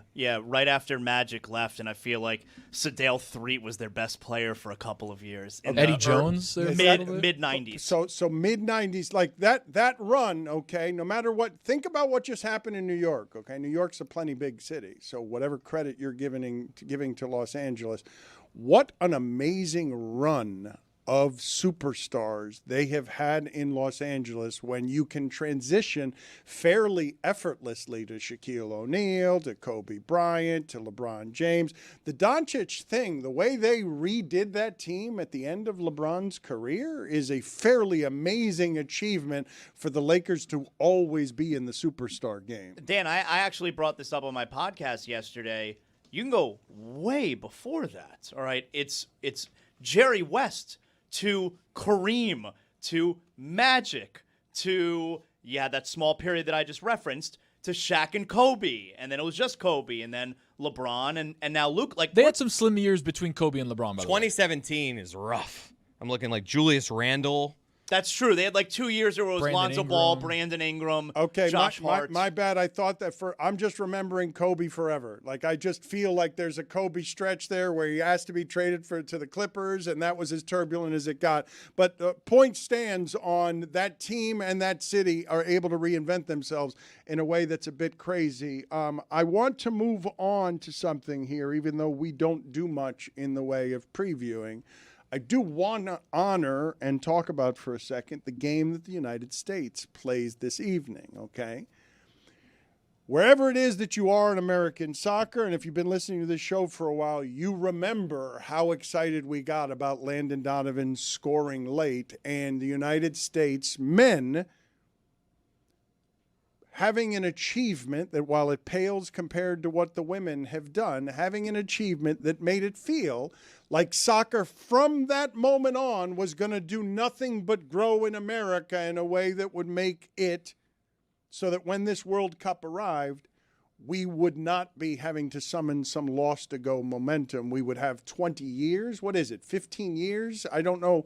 I have my timeline screwed up, so you'll have to help me on when that late Landon Donovan goal was on an uninteresting United States team that everyone knew wasn't going to go anywhere, and they were going to have to win by 1 goal in a low-scoring game because we didn't have any firepower. But it was the beginning of, Landon Donovan's going to be an American soccer star. We're going to have stars in this sport, and we're going to matter and compete against the world. The 20 years since have been, if not a drought, really disappointing at every turn. This team so far, I think you can make the argument, even an easy bracket in a host country, has properly achieved. The games have been more lopsided and they've looked more impressive than I thought they were going to look in the first 2 games. Offensively, very good. This game ranks where in American history? This one game, a winnable game, the last of the winnable games. They will be underdogs the rest of the way, almost no matter who they are playing, I believe. I believe this is the last of the games that they will be favored to win. I do not believe that the first 2 games are as real as the last one was, where they're capable of losing a game defensively and easily to a team that isn't that good, because it is a team you don't totally trust. But where are we on the size and the stakes of today's game? Well, the last game they lost in group play was to Turkey because they had 8-9 different players. They emptied their bench in that game. They didn't need to win and played like it. They're going to beat Bosnia, and it's their biggest game until the next one, because I disagree with you when you say that the next game they're going to be an underdog. I think against either Belgium or Senegal, they're right there. All 3 teams are in the rankings between 10 and 20 in the FIFA World Ranking. So if they beat Bosnia, which I expect, they can't lose to Bosnia unless they're overconfident. Will they beat Herzegovina? They'll be both all at once. I say Bosnia, B and H, whatever. The next game will be the biggest game, because if you beat Senegal or Belgium, and all of a sudden you're in the quarterfinals, you have Greg, arrived. You can't do the next game before you win this game. This game, you can't. Do not look past. Are you crazy? Are you crazy to just look past this game, given the history of American soccer? Yes, because this is a different American team. This is the best American team I have seen. This is the best American team I have seen. Bosnia is ranked number 61 in the world. If the U.S. loses tonight, it will be a deflating experience. What's Herzegovina's ranking? This is crazy. 61. Mike, what he's saying is crazy, because I don't believe that you could look at American soccer and do the overconfident expectations of see you in the round of 8. So this is a new round. This is the knockout stage, but it's an expanded World Cup. So the United States has been further in this tournament because this is a newly invented round. But I think what is so exciting about this match is the bracket opens up nicely. I kind of do think we'll see what happens today. But, I mean, the U.S. did just beat Senegal, and Belgium has not impressed me. And when you factor in home field advantage, I think the U.S. can be favored in those. We'll see. But it's huge because what's in front of them, because they can make a true run to the semifinals. Biggest game, I think the one against Belgium, where Tim Howard kept us in that one, was bigger when you consider the opponent. There was a 4th of July matchup, I think, against England that was on the line a little further in the tournament. And in 2002, different expectations. It was across the globe in Korea and Japan. But in 2002, they had a round of 16 match against Mexico, their arch rival. They beat them. They got to the quarterfinals against Germany. And if they beat Germany, they would have been in the semifinals. And those people that know American soccer know they got totally hosed on the goal line because Torsten Frings had his hand and he hit down a sure goal and got away with it. They would have been in the semis in 2002. I thought the previous to this one, biggest win in U.S. soccer history is when they beat Jorge Campos and Mexico in 2002. I thought that was that for this century, that's the biggest thing that we've had. The beating of the rival, Mexico. It was a low-scoring game, right? It was 1-0? The 0-2 run was like a fever dream because all the games were at 3 a.m. and they were beating Portugal and they're getting results against Portugal and beating their arch rival Mexico, and no one. It was on the heels of a disastrous World Cup in 1998 where the U.S. just burned up any of the momentum that they had from 94. So we had a young team. Nobody expected anything. So I think when you apply that context to it, yeah, you could make a solid argument, even though there's a round of 32. That team that went up against Belgium had some talent, right? I think that Belgium one's just a notch above that, but if they get into the next round, that's the biggest match of all time for the men. Biggest game in 20 years. Is it? It applies. For sure. What? Yes. Biggest game in 20 years. Tonight? Biggest game in 20 years. Oh, no. Biggest game in 20 years. Tonight is the biggest game in 20 years. Biggest game in 20 years. And Yes, Greg sir. and Greg will be that hammered for it. Oh, what? I'll be Biggest wearing game in 20 I'll years. be wearing my U.S. shirt. I tell you that. That's my home team. My home team doesn't play in Miami. My home team was the U.S. MNT, along with the women's team, which was a lot better. Oh, States! Biggest game in 20 years. All right, let's ratchet it up right now. Over the last 6 minutes of what we have in this hour, let's ratchet up the flames to the greatest thing in sports, okay? Patriotism 6 minutes. with your sport. 6 minutes, yes. Yes. That's a long time for Yes, Chris. That is. 6 Clearly. minutes eternity at a for time. Chris. Clearly. He's exhausted already thinking of having to do 6 minutes of enthusiasm. Content for tonight on what was mentioned is the biggest game in 20 years. Biggest game in 20 years. The best thing in sports. The best. Better than a surprise, better than an upset. For 6 minutes, you're going to need a nice little 8-beer buzz, Chris Cody. At least. The best thing in sports is patriotism. There are any number of reasons at the moment Go on. to be down on a divided America where the states Never mind. don't seem What is united. this guy doing? Stop talking. It's July 4th week, Dan. We've got 250. we've got a green pool near the White House. This We've guy. got They've cleared it This up now, guy. Bubbles. we've got an Antifa. incredible great fair You got that that too? has fewer people than your average Flanagan's. 100-yard box cutter. You've got cockfighting on the White House lawn, and the rest of Hey, the that was great. fighters were Hey, also stop that. fighting. That was great. And stop hitting me up about the eagle, all right, and the 11 stars. It's looking the total It's opposite gold. direction. It's gold. It's not the same. You may not be as proud of America as you once were. However, tonight, wearing the colors of your country in sport, the United States Citizens. is favored to win a game that will produce the next biggest game in 20 years. Biggest game in 20 years. And I demand that this crew of people and the American public that loves sports rally behind this team and soccer in a way that it has not yet done this century. I want to get there, but may I offer just one cause for concern? Christian Pulisic, off injured, worried about him, already missed some time in this World Cup. He's near that electrical substation. Oh, what? The 49ers won? The game's being played in Santa Clara. They're moving there. The 49ers are moving. Colin Cowherd called them brittle, which is a funny thing to call an NFL team. He called They them were brittle. famously brittle. No, they Our get most brittle soccer player, the guy that we need to be great to get to where we want to get to. Pulses in his ass. What? Oh, what? That's what Travels up, Dan. That's what it would sound like. What would it sound like if I took a pulse and did it, pulsed Greg Cody's ass? Oh, what? Oh, what? What? What? Comes the cough. What? Only 3 more minutes. You're gonna kill him. Hey, what are we doing here? What? Yeah. What? What? What? Yeah. What? Very good. What? Scranton. Let's go.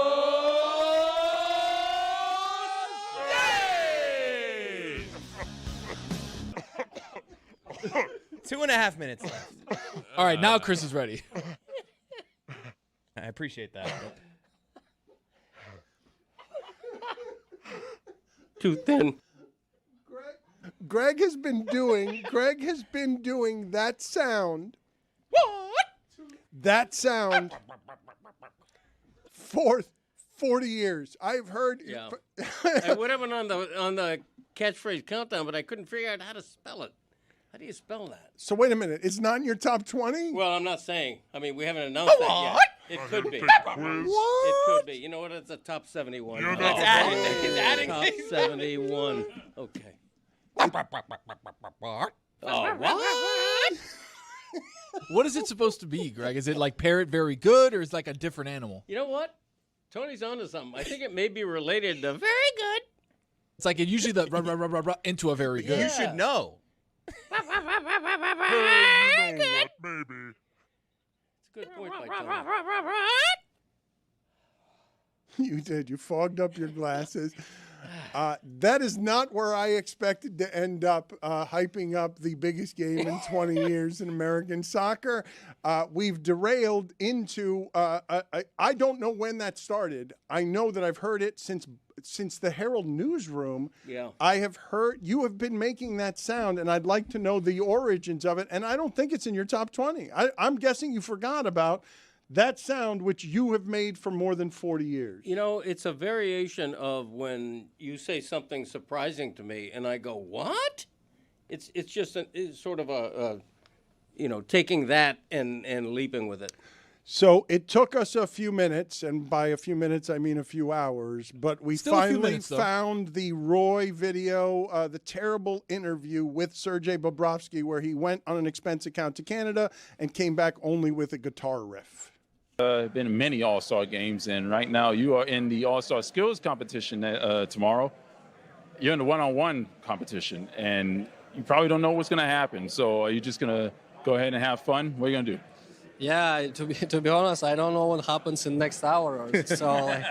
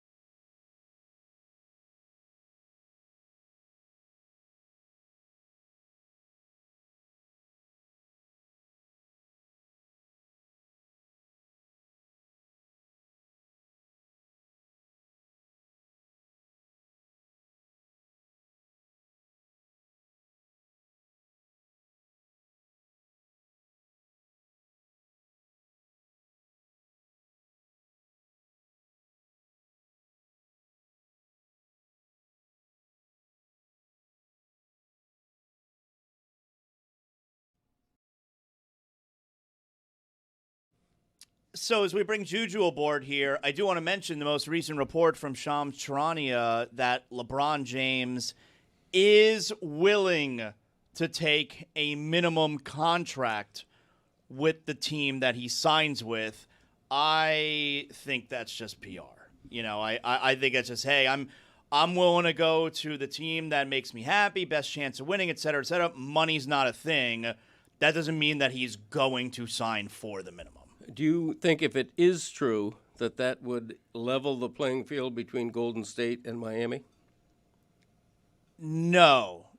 I think it has to be about. It can't be about just the money. Like, I think it has to be about winning and comfort level and the way that he's going to fit on that team. So I look. The Heat are going to wind up offering him, I believe, they're going to offer him like $30+ million because they have the ability to make a trade with the Lakers for a sign and trade. Ultimately, I think whoever he signs with, it's going to be for some dollar amount like that. I think one of the things that gets lost here on how complicated these transactions are and how much you have to extend the superstar in these instances. We told you of the reports that Giannis Antetokounmpo, whose feelings were hurt at the end in Milwaukee, wanted a seat at the table in Boston.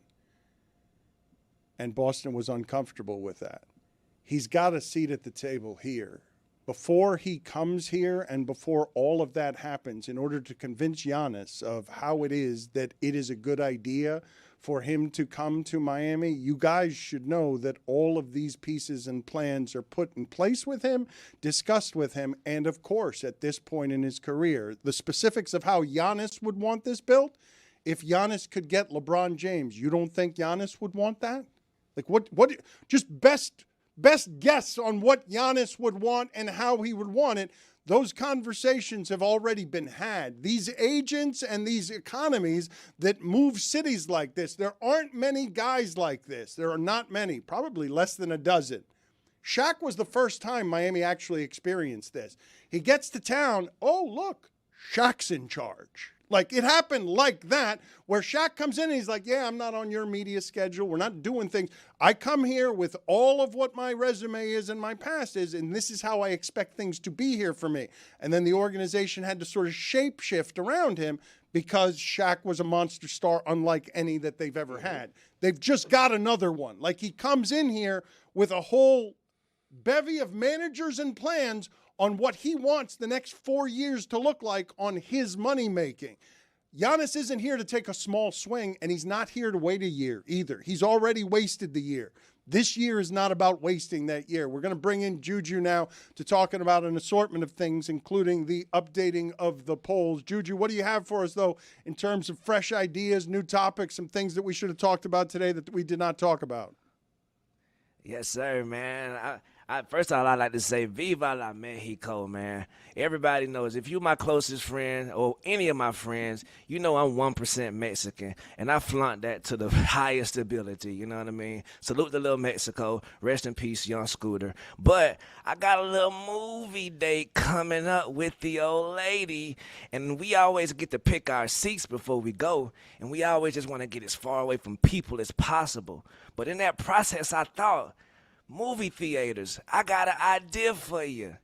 Whenever someone comes to the counter and buys a candy or some Twizzlers or anything that has a wrapper, unwrap that, pour it into a little container, maybe napkin lined, and then give it to the people. Therefore, they're not opening up the packages during the damn monologues. Great idea. This is great.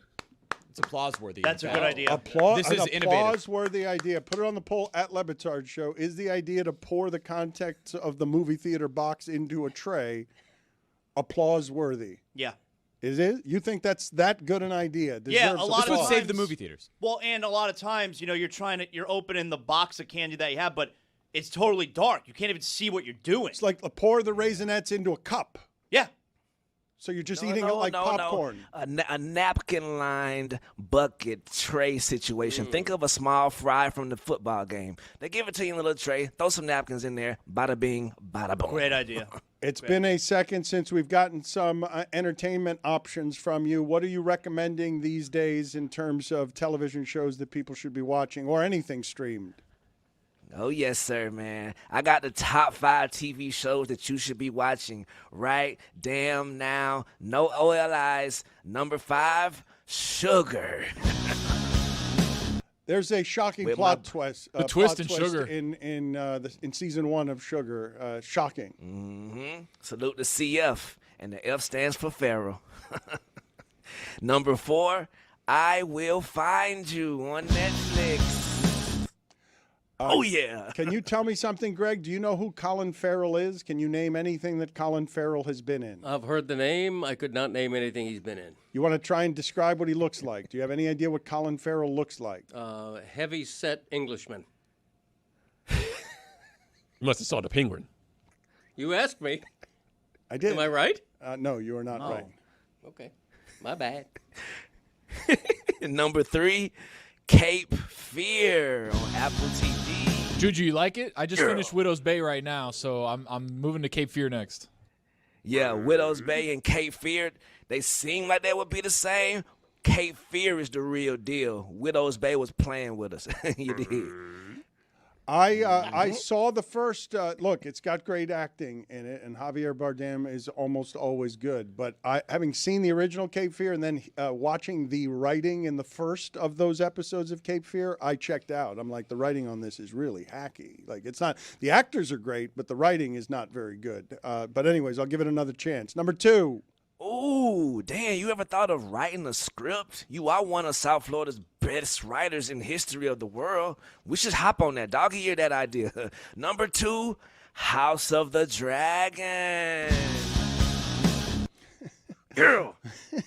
It does make everything better. The guitar riff does. It really carries us. Number 1. And the number 1 show you should be watching right now, man, me and my brother Greg Cody definitely agree on this. Love Island. Woohoo! Casey, Anaya. Oh my goodness. Sincere is not living up to the name, Greg. Am I right? Loving it. Did I just see you give a Greg Cody first down on Love Island? You just gave another Greg Cody. Another Greg Cody first down. Go ahead and give us the polls here, Juju. What do you have for us in the way of updates? Do you know of any adults out of college who have a blue leather couch? 97% of the audience says no, they don't. Oh, what? Of all the colors, does blue have the most range of colors? 75% of the audience says yes, it does. Oh, what? Oh, what? Oh, what? Oh, what?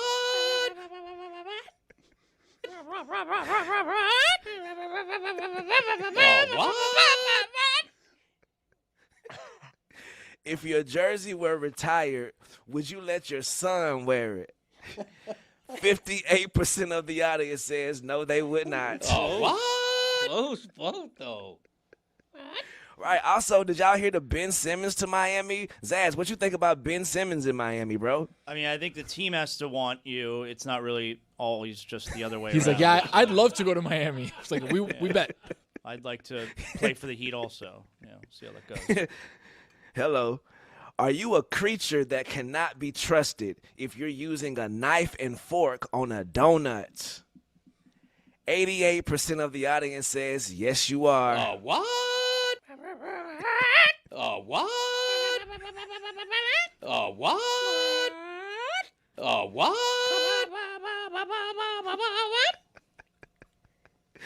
Worst thing to use a knife and fork on, a donut or a slice of pizza? 75% of the audience says a donut. Oh, what? Oh, what?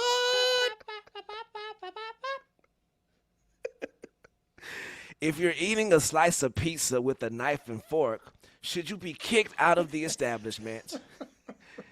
70% of the audience says yes, you should. Oh, what? All right, enough of that. Sicilian pizza, thick or thin? 55% of the audience says thickum. Too thin. That's it. Right. When you start with a top 50 list, should there be 70? 53% of the audience says no, there shouldn't. Have you ever eaten half a donut? 58% of the audience says yes, they have. Biggest game in 20 years. No way. And last poll, you ever hear of Bob Dylan? 85% of the audience says yes. And those are your polls. Thank you, Juju. Before we get out of here, much prayers and love to Calais Campbell and his family right now. His mother just passed away. Salute to them. As well as our brother Danny Glover, who just revealed today that he's been living with Alzheimer's. So salute to those brothers.